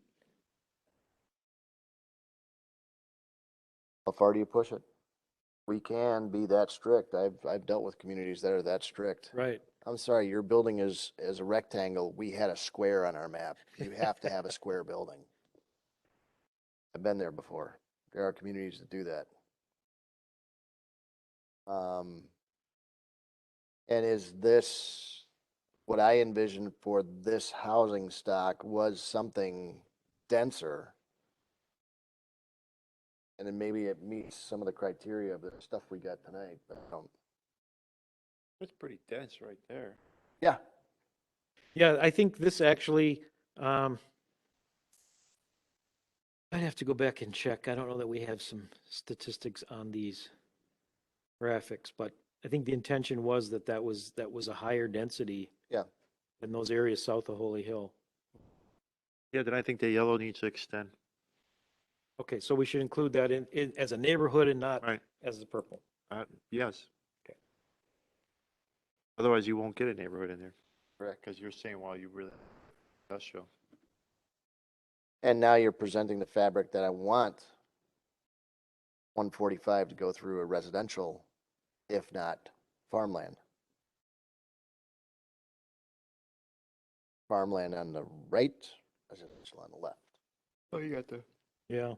I mean, excuse me, you have the town there. frankly, I That's pretty dense in that town there. part of me like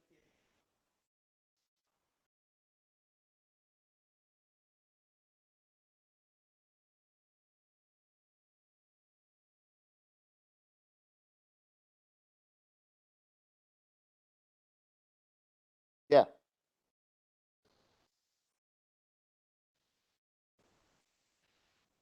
Did anything ever happen? Did you hear anything about the roundabout at Reichstad and 145?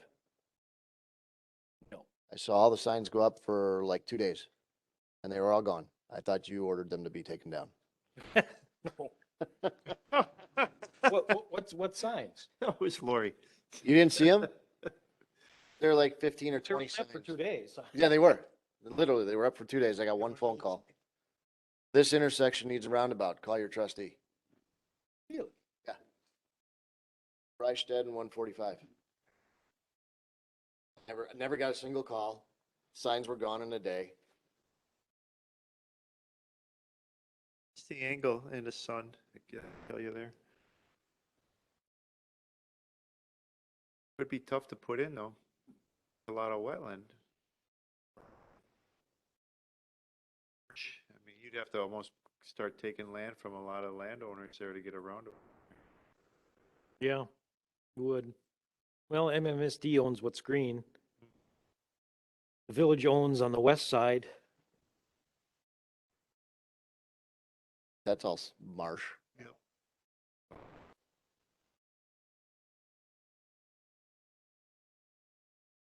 So, no, I did not see those, see those signs. Yeah, they went up and down in one or 2 days. If they were along the county highway, the county would have come along. Yeah, they would They would have scoop them. snapped them up right away. Another discussion, different day. Yeah. Yeah. All right, what else you got for neighborhood?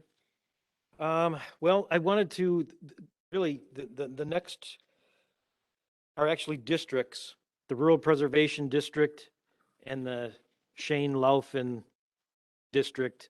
Let's take the easy one first. Lupin, Um, where ash trees go to die. it's predominantly It is. wetland, environmental corridor, navigable stream. You can see a couple areas of buildable sites, but all of them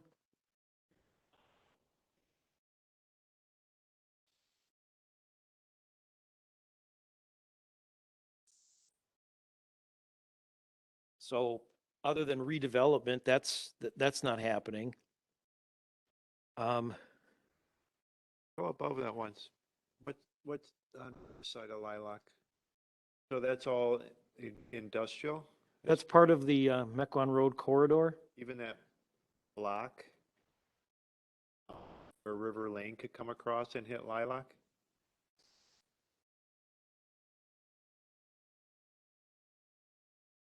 Does the park rec have that designated as possible future parkland? That I don't know. That square? It's a good question. I know that's a site we've been looking at. Mm-hmm. It's a good piece. For a park, Um, nice and high. if that's the case, now, okay, we look at the Shane Laufin matrix, right? The district for the matrix. It talks about existing uses being allowable, single family being allowable, institutional allowable, open space, and recreational as desirable. If that's the case, do you want to move that?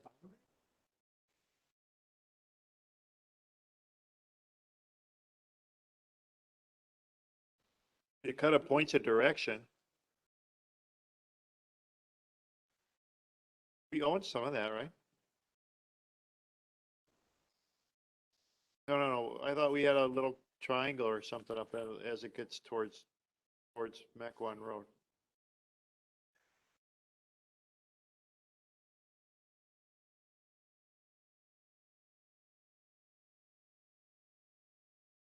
Yeah, like a little piece off of Maple or something that was above. Maybe we were looking at purchasing it once. I don't know that we own anything else other than the actual park property, which I believe is 40 acres. Could you be thinking?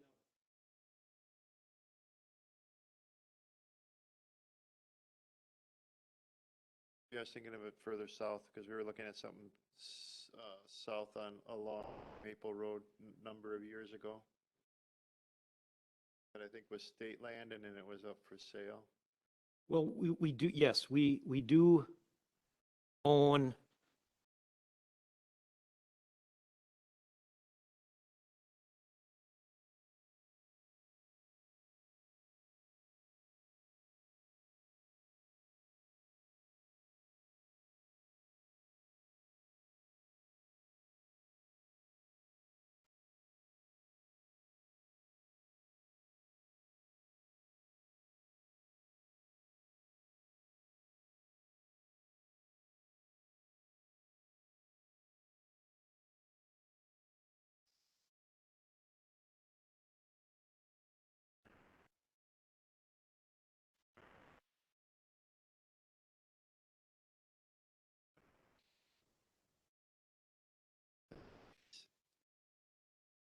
arguably, we could adjust the boundary of the.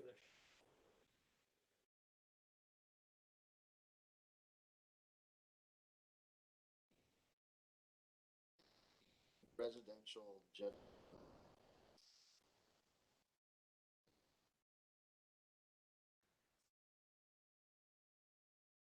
Misty Morning Way and Woodbridge and Tanglewood, all of that. Oh, that's Probably RS4. Traditional neighborhood, suburban subdivision, or conservation subdivision? Lone Oak. Yes. Lone Oaks and whatever the other one is to the north. Which Meadow not Creek on Crossing. Or- Fabric to continue. There's, well,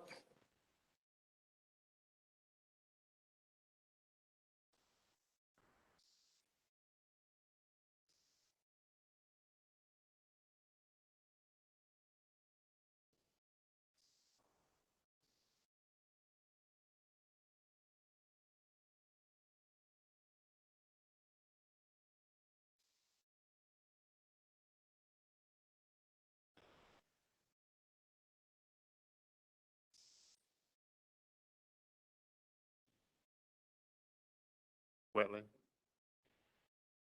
Right.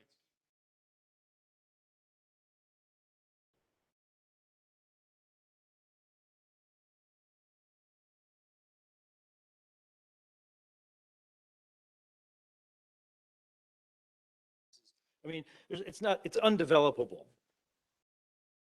When, and that was the point of highlighting and calling this out as a special district, is that it's sort of full of environmentally sensitive, undevelopable land that is either owned by MMSD or likely will be entirely at some point.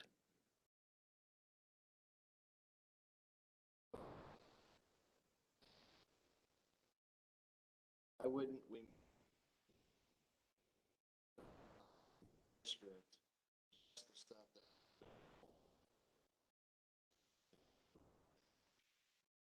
Because this is good for potential parkland.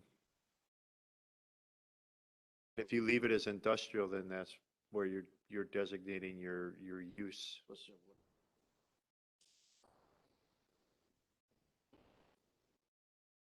Well, that was the question. Yeah, that's the question. Should we, Should we encompass it within the Shamoffin Sure. district? It shows that well, it shows intent. does. And that park needs expanding. It's probably one of the lower used ones, Where's the and park at? yeah, lilac, yeah, that little square, right here. Yeah. Trees go to die.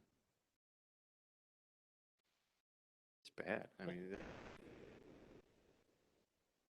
should go there. You can walk your dog there. Maybe your dog would like to see something else.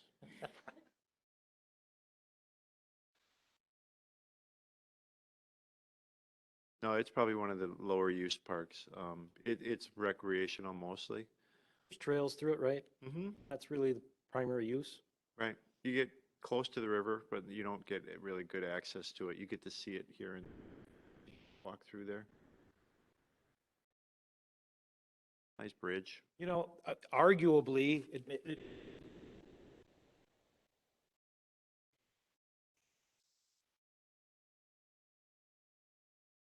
That's not a bad idea because then it pushes up towards the golf course and the access of river use through the golf course.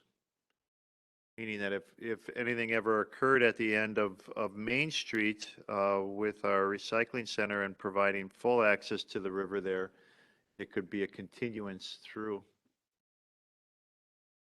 right. And frankly, the intention isn't to try and create a neighborhood district or corridor that is just environmentally sensitive, because it's so, I don't want to say ill-defined, but it just goes everywhere, and it would be difficult to map it in anything other than an overlay district for like zoning purposes. An upland or lowland conservancy overlay that would jibe with, frankly, the hatching of these areas that are the environmental corridor as defined by sewer pack. Right, and I have no problem with the land that's west of River Lane developing into something, that's similar to what's around it, which is, the medical center, whatever other support commercial that they'd want to put there. But they could only go so far back with it because of that corridor. Right. And that's where we need to include in the discussion the environmental corridor overlay as a an additional, and maybe it should be a specific corridor. Oh, it is. And with the river going right there, I mean, if anything ever happens to the golf course, and we're going out to 2050 here, might as well designate it for that possible use, because who knows what's going to happen by 2050 in that area. But you'd want it to stay, right now you could show that it could be developed for some type of industrial or whatever, but I think that corridor should always be open for passive activity or some sort of recreational opportunity. Okay. So with that said, if we put more emphasis on the environmental corridor as being a exclusive or separate corridor in our NDC concept, then we don't have to extend the Shane Laufin area any further to incorporate that, because then that's kind of a slippery slope. All of a sudden, then we.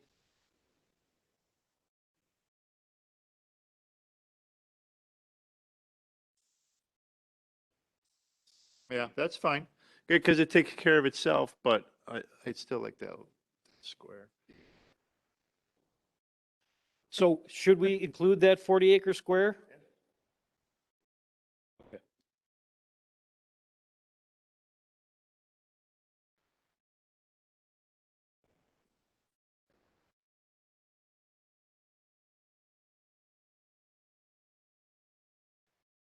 Okay, and then just to sort of put a bow around the Shane Laufin, the only other area that really has got any sort of buildable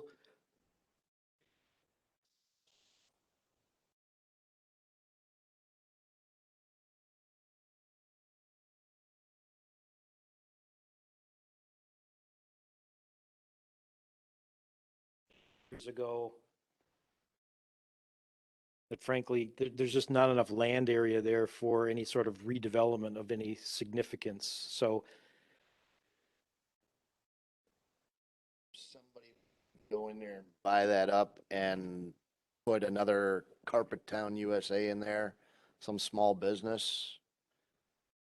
I wouldn't have a problem with that. Or if somebody wanted to buy it and put a new house on there, I don't have a problem with that either. well, Kinda you know, Leave it.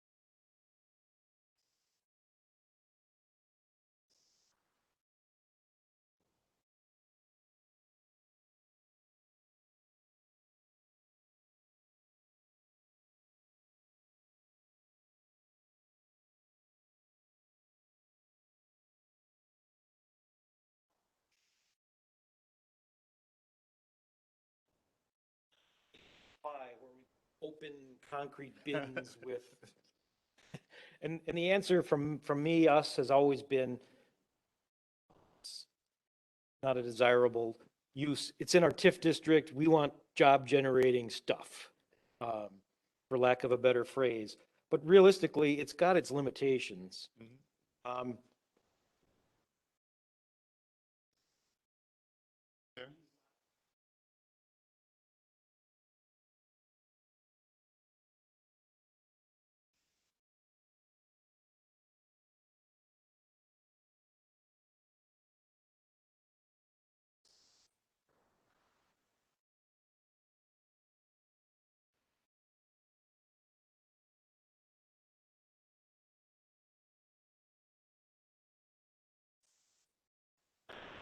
Arguably, we might want to allow commercially.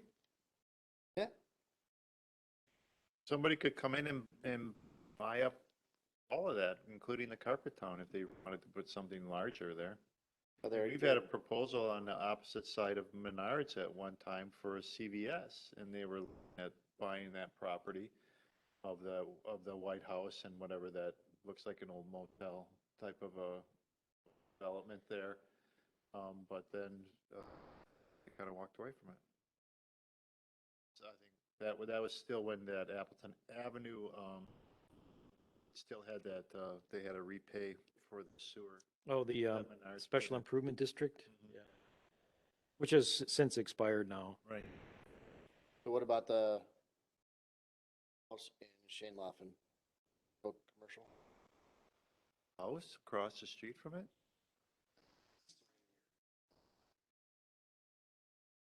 If that were to go commercial, would I be offended by that?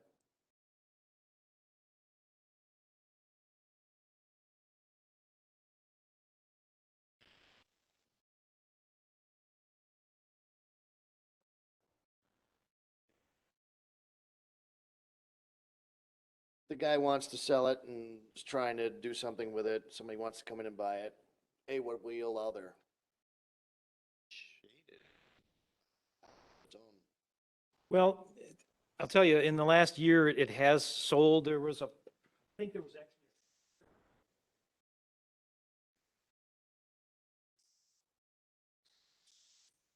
a welding thing. There was a fire and the property has since changed hands. The owner was asking about dividing it into smaller residential lots. Make a long story short, the process was too long for them and they just sold as is. I think it's environmentally sensitive or compromised to the point where I don't know that allowing it to go commercial personally makes a lot of sense.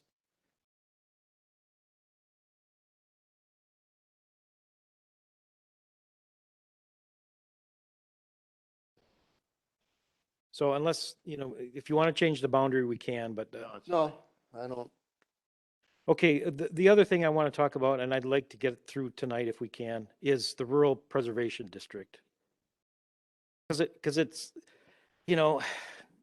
area-wise, it's a third of the village for all intents and purposes. And right now, I'll bring up, here's our future, our 2020 future land use plan map. And, the area is predominantly, darker green is the agricultural conservation residential district that allows new residential development at a density and lot size of 5 acres. Except for those little yellow parcels that are scattered throughout the north part of the village.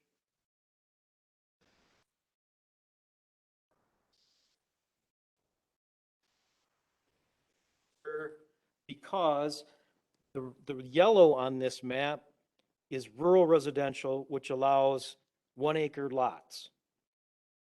So the owner had this rural residential classification, and they also had an existing RS2 zoning on that entire yellow shape there. Wanted to split off a 1 acre piece. Wanted to rezone the eastern half corner, create a 1 acre lot. We eventually did. But it wasn't without some consternation and comments, people from the public coming out saying, hey, it's north of Freistadt Road. That means 5 acres, only 5 acre lots, nothing smaller than that. And the general answer response is, well, that policy holds true for the areas that are dark green on this map, but not the areas that are yellow. And for the most part, those little yellow boxes are areas that are pre-existing small lots, less than 5 acres in size. In most cases, they can't be divided any further, but there are exceptions. And, clearly, here are some of the exceptions.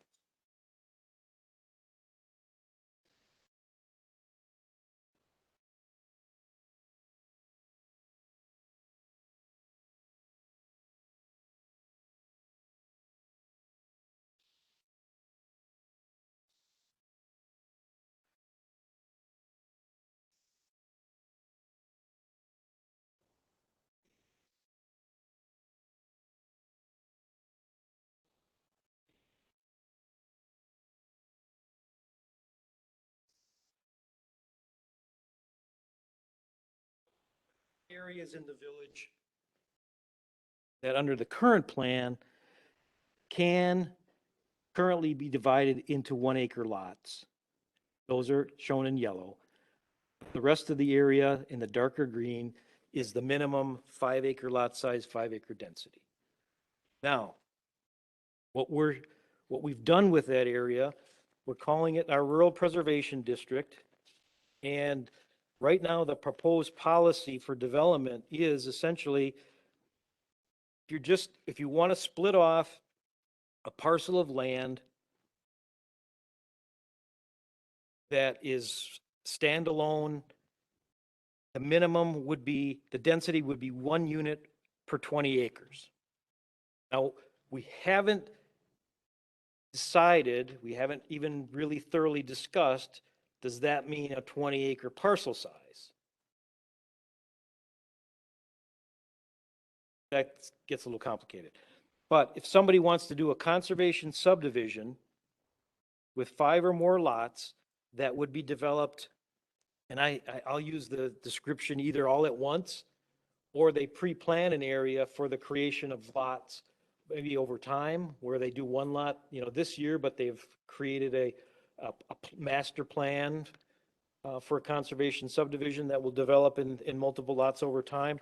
Then the allowance is 1 unit per 5 acres conservation subdivision approach. And that's it. Because all of this area is intended to be rural and preserved. So I'm going into a conservation subdivision. I'm going to have my house on 1.5 acres, and I'm going to have 3.5 acres of commonly held land. Where do I put my horse?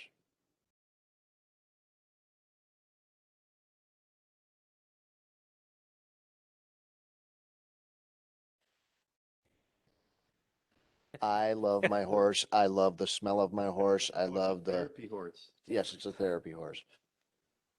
Well, that's where it gets kind of But- dicey, because those Well, kind of yeah, questions are gonna That's, come up. that's what I keep.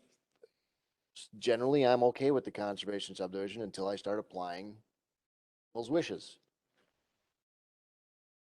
One conservation subdivision is no horses. One is you put it on a common piece of ground or some other rules. Or the next subdivision is simply 5 acre lots, a lollipop, and you get 5 acres to put it on.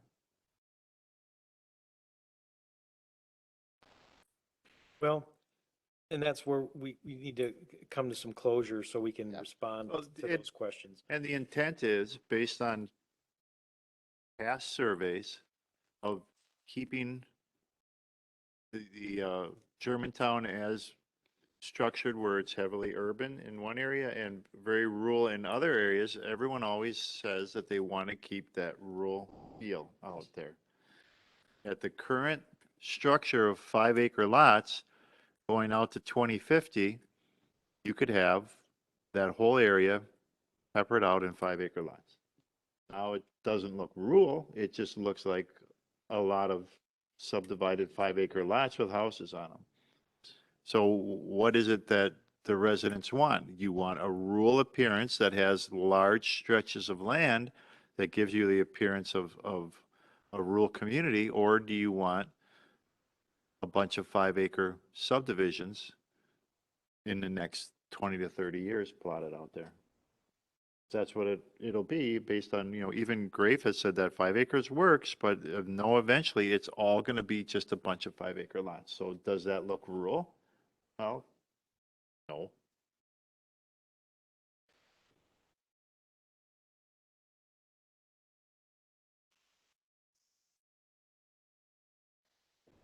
Yes, you could have a policy that you allow 1 unit per 20 acres. So if somebody wants to split off an individual lot, they could split off a 20 acre piece, build the home on the 1 acre or 3 acres.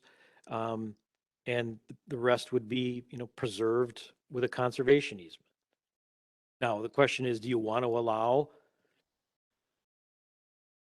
a larger lot. If somebody wants 10 acres to have horses, more than just one horse, you need probably 8+ acres according to folks that I've talked to.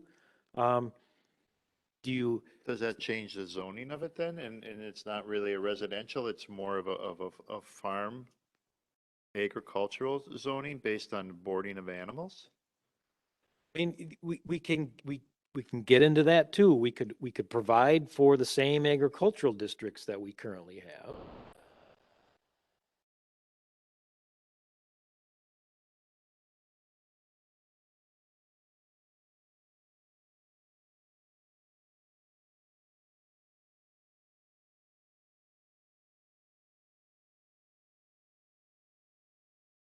Yeah, I mean, many communities have, as part of their conservation design approach, both a minimum and a maximum lot size.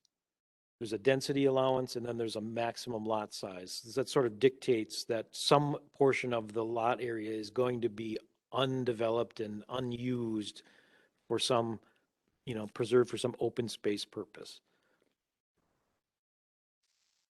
We could get into that. The difficulty with if you retain the 10-acre general ag district that we have, the A2 district with a minimum 10-acre parcel size that allows a single family home on it, then all of a sudden that becomes the de facto 5-acre lot.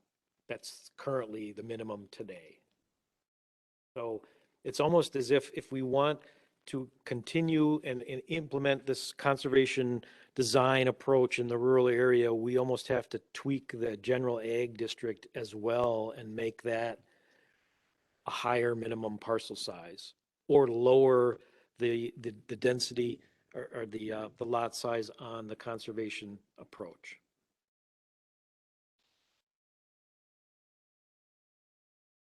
Sorry, I asked.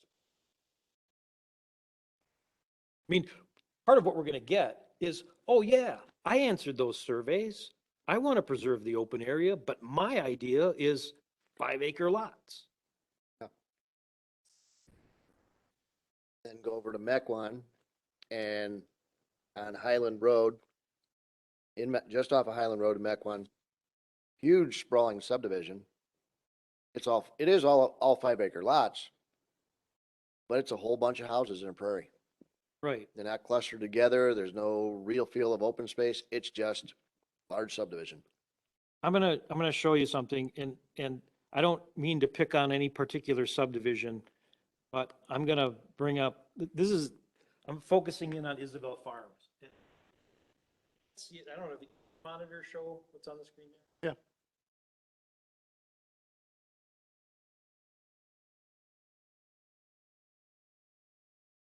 Fuzzy.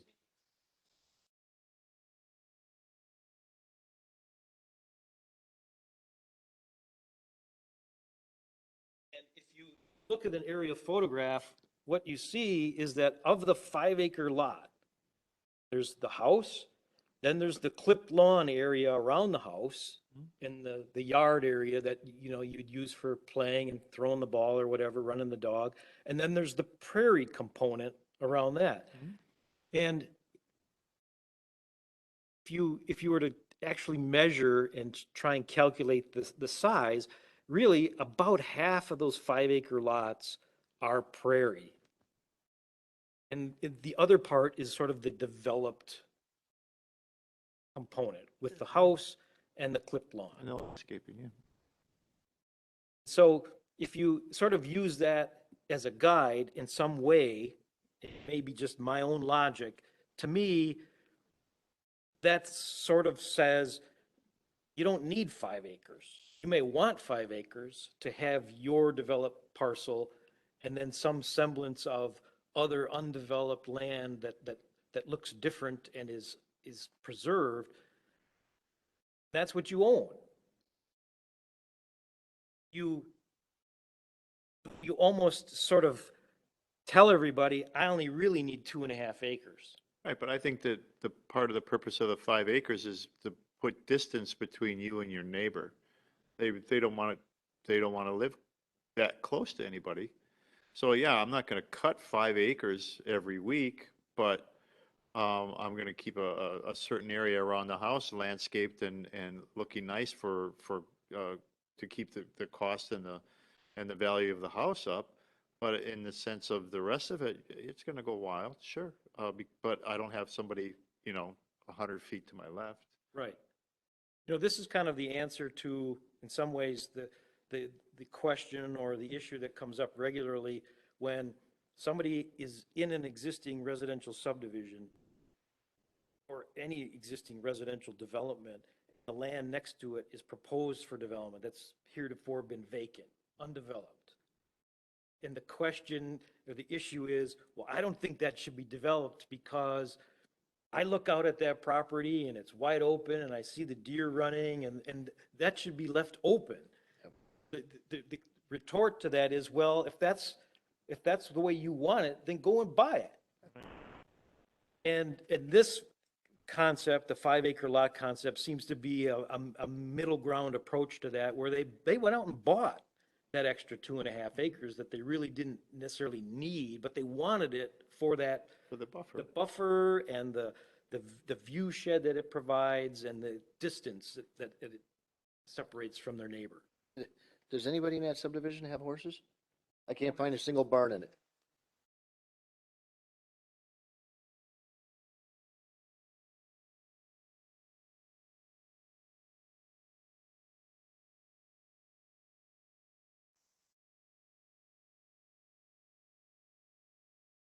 Your four corners.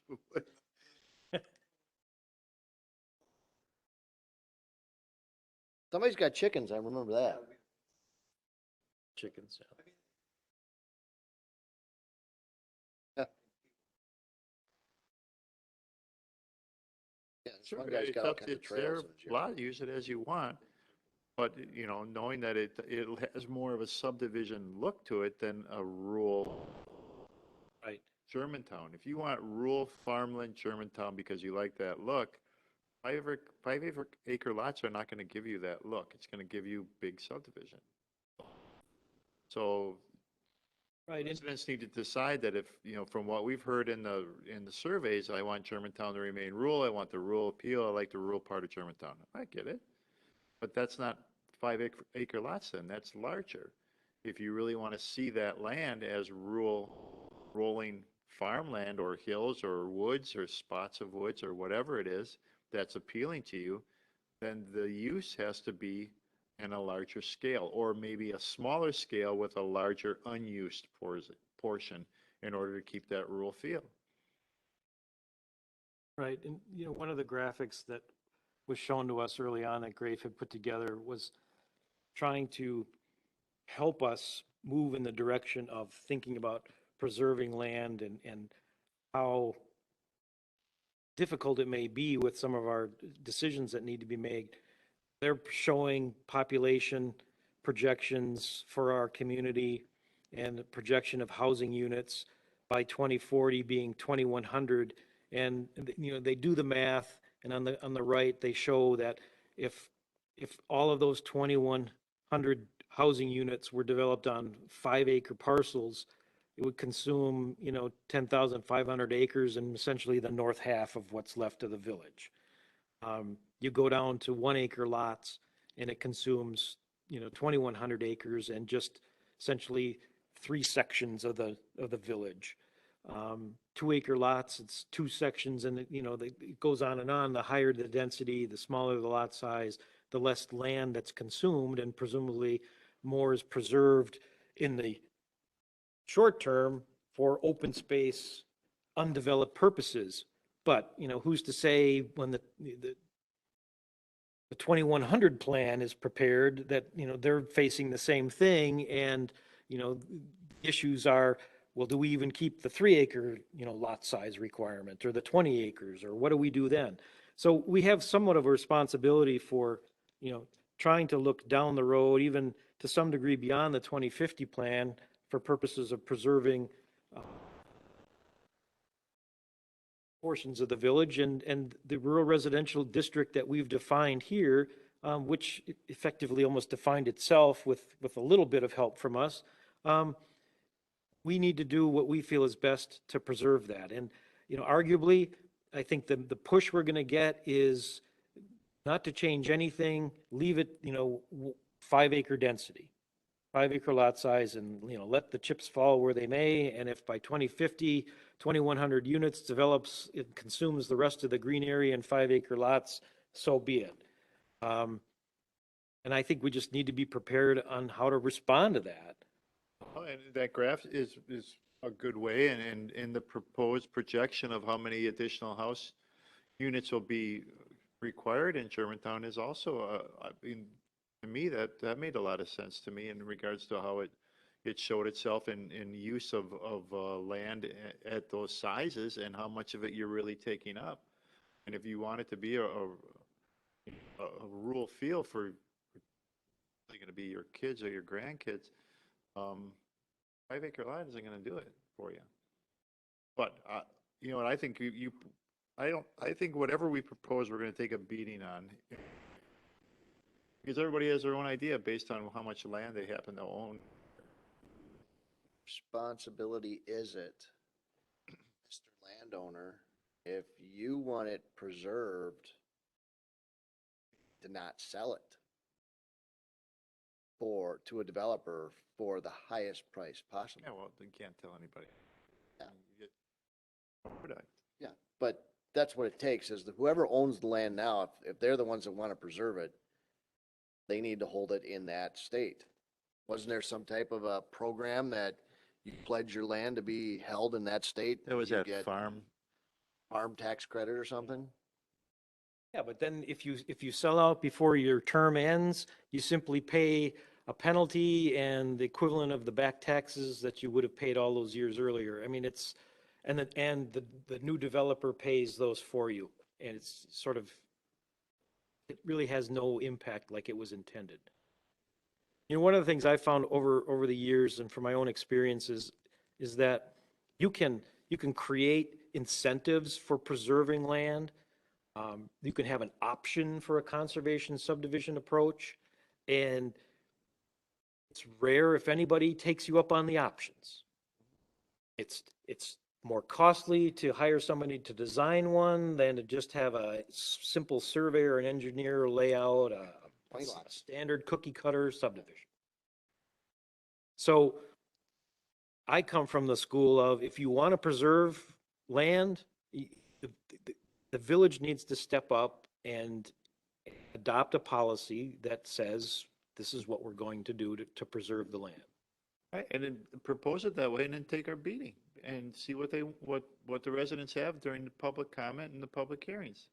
And if most of them come back as keep it as it was, we'll have to consider that as what the residents want. But I would, based on the survey, and that's how I would couch it, to say that there's been multiple surveys that since I've been on the board, and all of it has always said we want Germantown to maintain its rural feel. This does that. If anything beyond the 5-acre lot does that. If you don't want to live under that and go with, roll the dice and see what comes out by 2050, okay, then we'll roll it back, and it is at that point. But at least we proposed it based on what the results of the survey, because otherwise we're just not listening. Right. I was not here when the current plan and policy changed what was the previous 20-acre minimum parcel size requirement, north of Freistadt Road. I was here, but I wasn't paying attention. That was before I got on the board. But from looking at some of the historical documents and meeting minutes and such, it seems to me that there was a very vocal group of residents, property owners, drove that policy change from 1 per 20 to 1 per 5. I don't know if there's still a similar group. I venture a guess that it's maybe not the same group, but probably a similar group that would argue keep what we've got in place and don't make it any less dense. Like, Well, they'll push, that group will push for, I mean, what we're proposing in those other areas of, the Dinesville neighborhood, the Isabel Farms neighborhood and such. They'll go back to the demarcation, call it the DMZ line of Freistadt Road. And anything north of Freistadt is not, should be 5 acres. and who were the ones that, are- in the survey, where did the people live that said north of Freistadt should be rural? I don't, Were they north of Freistadt or were they south of Freistadt? I don't think the survey was capturing that Yeah, I don't- detail at that time. That would be interesting to find out, because do all the people from southern Germantown want to drive out to the country? I think some I of think that we was actually captured did- in Emily's survey. Yeah, I think Emily did some sort of statistical Mhm. analysis to try and get a feel for which part of the village is actually pushing for this or that, Right. whether it be no development or, high development. Well, you're looking for that. I kind of recall it being somewhat statistically insignificant, that there was nothing really jumped right out and said, yeah, it's clear everybody in the south part of the village on half acre lots wants be to rural. preserve the north part of the village. And the reverse, is true, that everybody who lives up there wants to be able to break it up. develop half acre lots. I could be wrong, but Well, I get it from my neighbors that, no, we came out to the country, we wanted all 5 acres or greater. Or greater. But I don't hear we want to preserve, they just want their big piece of land. And they want everybody else to have a big piece of land. They don't want the small subdivision. well, right now, if we got inundated with a push for, hey, I live in the green rural preservation and I don't, I want to preserve the farmland as much as anybody else, but I don't think you should treat me and my neighborhood any different than the Dinesville, Isabel Farms, Rockfield, and other yellow neighborhoods. So for those areas, the policy is outside of sewer and water area, I get 1 unit per 5 acres. Or if I do conservation subdivision, I get 1 unit per 3. I think that's what, Dean, you're saying is there's maybe a contingent of folks who push for, we want the same yellow policy in the green area. I still say if we're looking at it for what it's designated to be, then we change it to something that's larger than what it is now, and then allow the residents to have their input and push it back if that's where they want it to be. But I think we need to propose something that preserves it, to show that we've listened to the survey. We're paying attention to what we've heard. And if you don't like, based on how we're proposed and how we looked at to preserve it based, from the recommendation and the input from Grave, then you tell us what you'd like it to be. What do you think is going to preserve it? Because this is what we get from our information. This is why we hired them. They're giving us this feedback. They're presenting this information so that we have a better idea of what, a preservation area looks like or how it can be achieved. But if that isn't your picture, then what is it?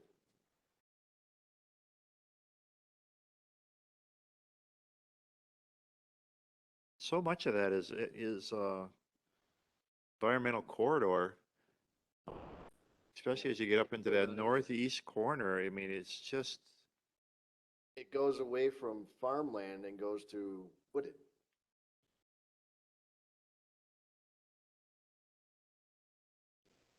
If your vision is you want farmland, well, the marshes are gonna outgrow everything over time, and you're gonna have northern woods.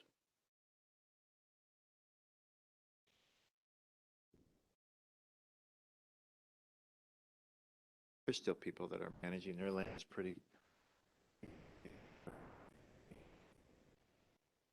and what they want to keep open. Farmer that does mine.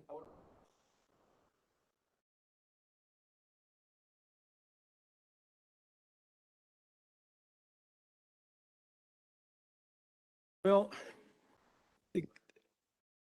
Old Germantown was granted a conditional use permit for their agribusiness proposal. It was sort of agritourism-ish kind of a proposal. It was something new that I think it was the first of its kind, really, other than maybe like, let's say, the winery that was already developed on a agriculturally zoned property, and that too was given a conditional use permit.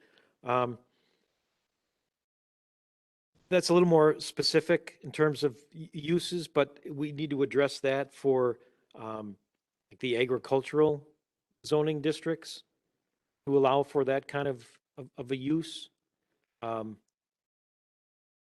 guess we really haven't talked about that so much anymore.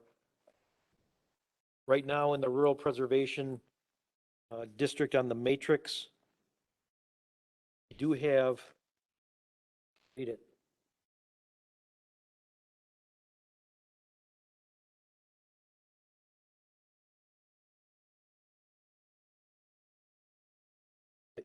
I don't think we actually provide for a commercial use. Even with a conditional use? Yeah, right now, it's not in our list. We've got,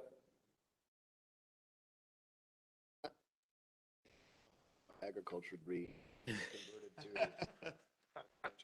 That place is popular. so yeah, there's a gap. Clearly, Weeks ago. we need to address that. If we want to continue and promote those sorts of agritourism kind of uses, we need to provide for that in our land use matrix.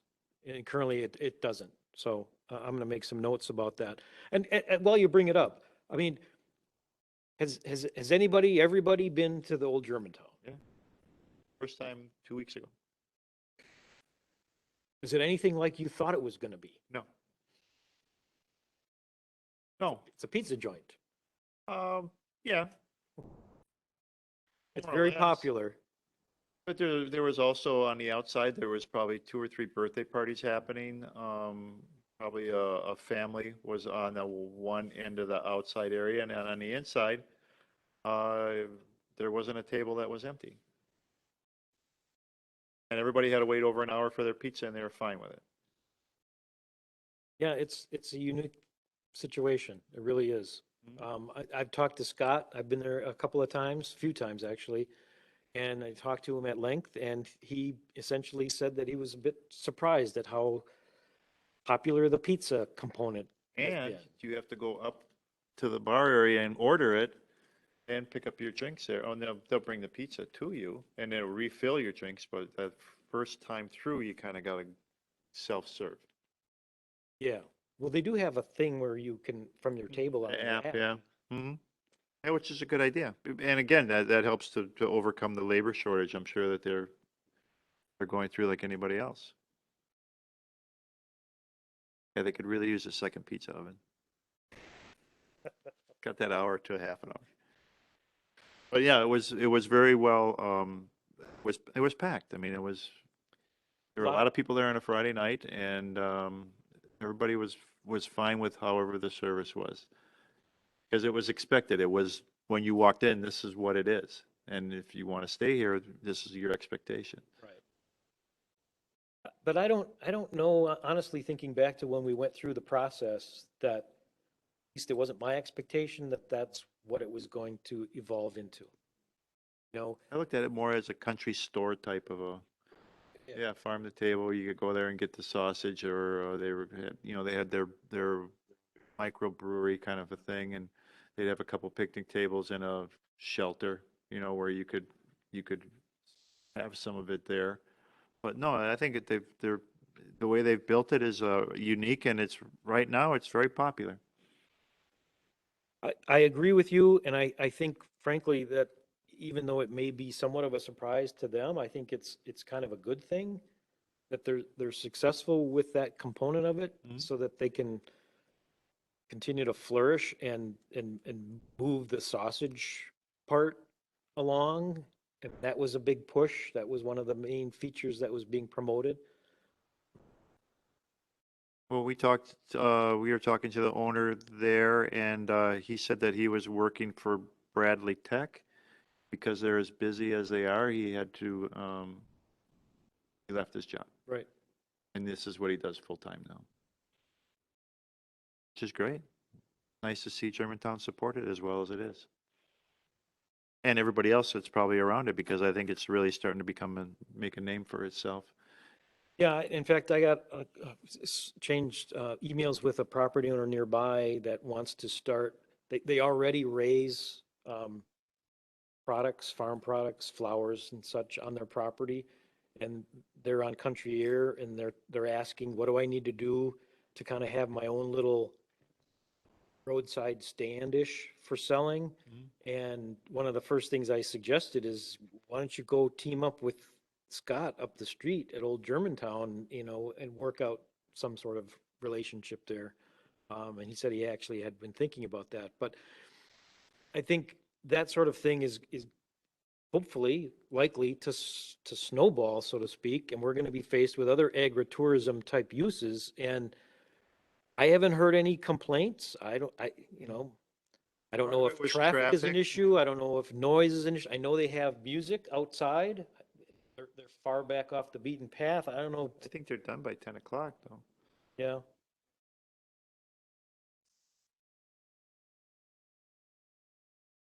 I hear something, but I don't know if it's them. But it's so slight that Probably the my winery. sound meter doesn't read it, so. Probably the winery. Well, just, to say that as we continue on and allow those sorts of businesses, we're going to have to maybe deal with the potential backlash for that sort of thing. If they become too popular and they sort of go off on a tangent and become more of a restaurant as opposed to a educational tourism, agri-based tourism thing, we'll just need to deal with it. And I think if they would upscale what they have there, I think they would lose some of that uniqueness of why people come. Those small lakefront restaurants started out as large as they are. They started out as a little hole in the wall, and they've added on and added on and added on. Community embraced them. Kind of like Fox and Hound. Or that was a hunting cottage. Yeah. Now look at it. If somebody had been complaining back then and you shut them down, wouldn't you have that restaurant nowadays? This guy grows. To just work with him, or are we gonna shut him down because that's not where you're supposed to be? Right. I mean, and you juxtaposed to the winery, it was a situation of circumstance. They're surrounded or abutting existing residential uses that are relatively close by. Yeah, there was other concerns Other issues with that one. based on how those residential uses got there and what was told at the time that they were purchased. So if this guy grows tenfold, because he is that popular and the community loves him that much, want to shut him down when he gets twice as big as he is today? Across that road when I don't want to shut anybody down. No, I think as we're talking, we not only we need to make a provision that allows for agritourism in the rural preservation district, maybe other districts too, the yellow neighborhoods up that way, but be thinking more along the lines of creating some parameters so that, we don't, the next one that says, I'm going to be this, and then for whatever reason, they're so popular because they have the best fill in the blank, all of a sudden it's something different. Yeah. The business owner's not going to say, well, I can't. Sorry, I do can't. that. Sorry, I make money can't. because I gotta. I'm only supposed to be this. So So have you got direction from rural preservation, or I think so. I mean, does here, anybody have any other input that you'd like to add in regards to what would be proposed there, or are you comfortable with the way Jeff has it currently structured?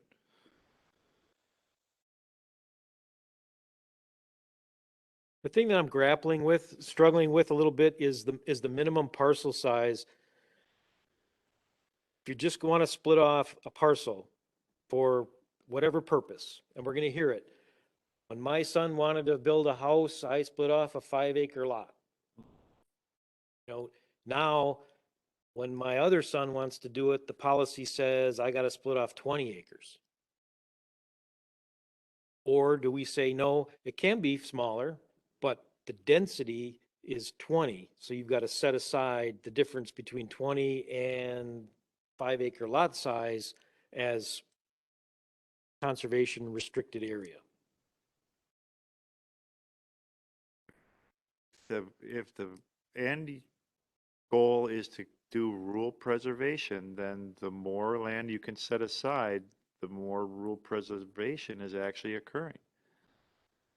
Right. Does everybody have to do the rural preservation subdivision? Or can some just split off 5 acres? Because some people out there are gonna keep 20 acres. Right, but I think they're probably coming from an ag zoning Yeah. in that case. They're not, they're not 20 acres of some sort of, their zoning's already allowing the 20 acres, so it's got to be an ag zoning. Yeah, and I think it's the farmers who are farming this land and are going to retire by selling off their land. You know, that's what these farmers do. Okay, that guy wants to subdivide. Then there's somebody who went out and bought 20 acres because he wants 20 acres. He doesn't intend to subdivide. You see those subdivisions out there. There's the other people who just want 5 acres. So is there room for all three of them? I want 5 acres so I can have a horse. I want 5 acres so I can go go-karting. I want 5 acres so I can do motorcycling. Whatever I want my 5 acres for. I don't want to do it in a conservation subdivision because my desires conflict with your desires. Well, and that's where we need to come to grips with how we want to deal with lot size versus density.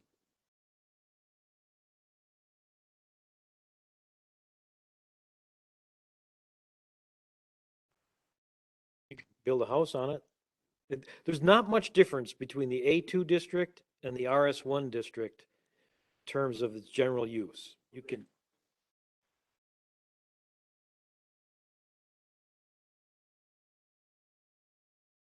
well, that's the question. If we're going to go to a larger minimum lot size from 5 to 20, then we need to do something to the A2 general ag district that currently has a 10-acre minimum parcel size. Because if we don't, then all of a sudden the A2 district becomes the new 5-acre district. Because it's the smallest lot size you can split off in this part of the village. So if we go to a residential policy where if you're not going to do a conservation subdivision or lay out future lots you want to split in a conservation approach, then the minimum parcel size is 20 acres. And if you own 25 acres, you don't get to split anything.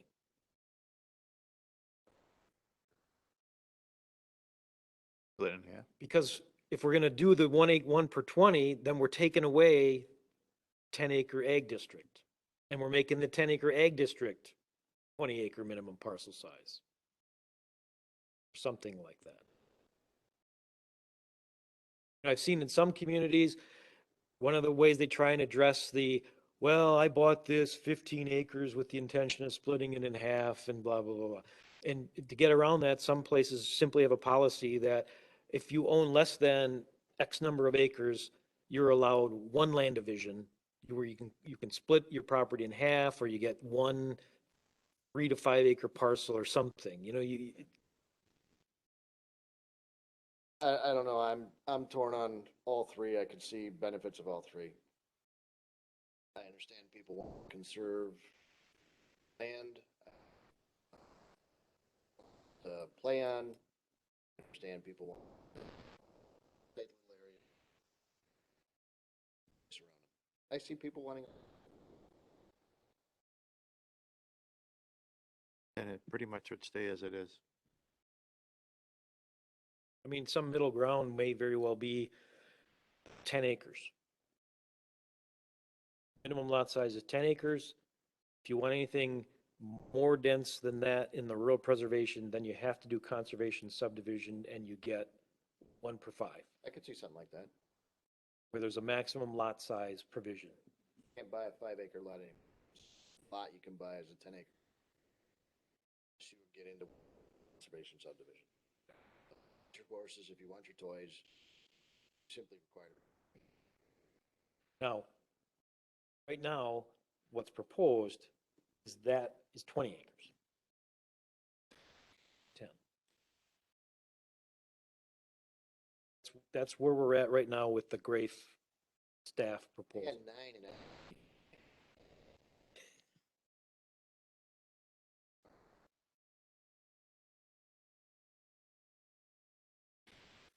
Well, you've got 9. split. Can't have 9 anymore. Split. You're gonna have to buy more. 2 for All right, well, let me play around with this a little bit and Yeah, I don't think we're gonna come to it tonight, but I think if we're truly going down the road of preservation, then it needs to be different than what it currently stands. And then let it be driven back by the public hearing, by the input to the residents. If that's what they truly want to bring it back to, then fine, then that's what it comes back to. But we're proposing, the future land use to be preserved, to have that rural appearance of Germantown to be maintained up until the year of 2050. If that's not what you want, then what is it?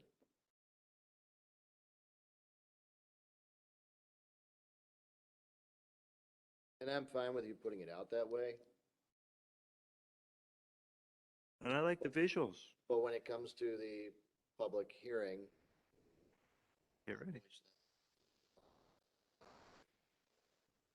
horses go, dirt bike go. You're going to take part in the public comment? Resident or as a trustee? That's fine. All right. all right. Anything else? Anywhere else you want to, No, it's too late. any other questions, input? Does anybody have any announcements they'd like to make? No announcements? All right, then we can be adjourned. Thank you all for coming tonight. Thank you all for watching, and have a good night.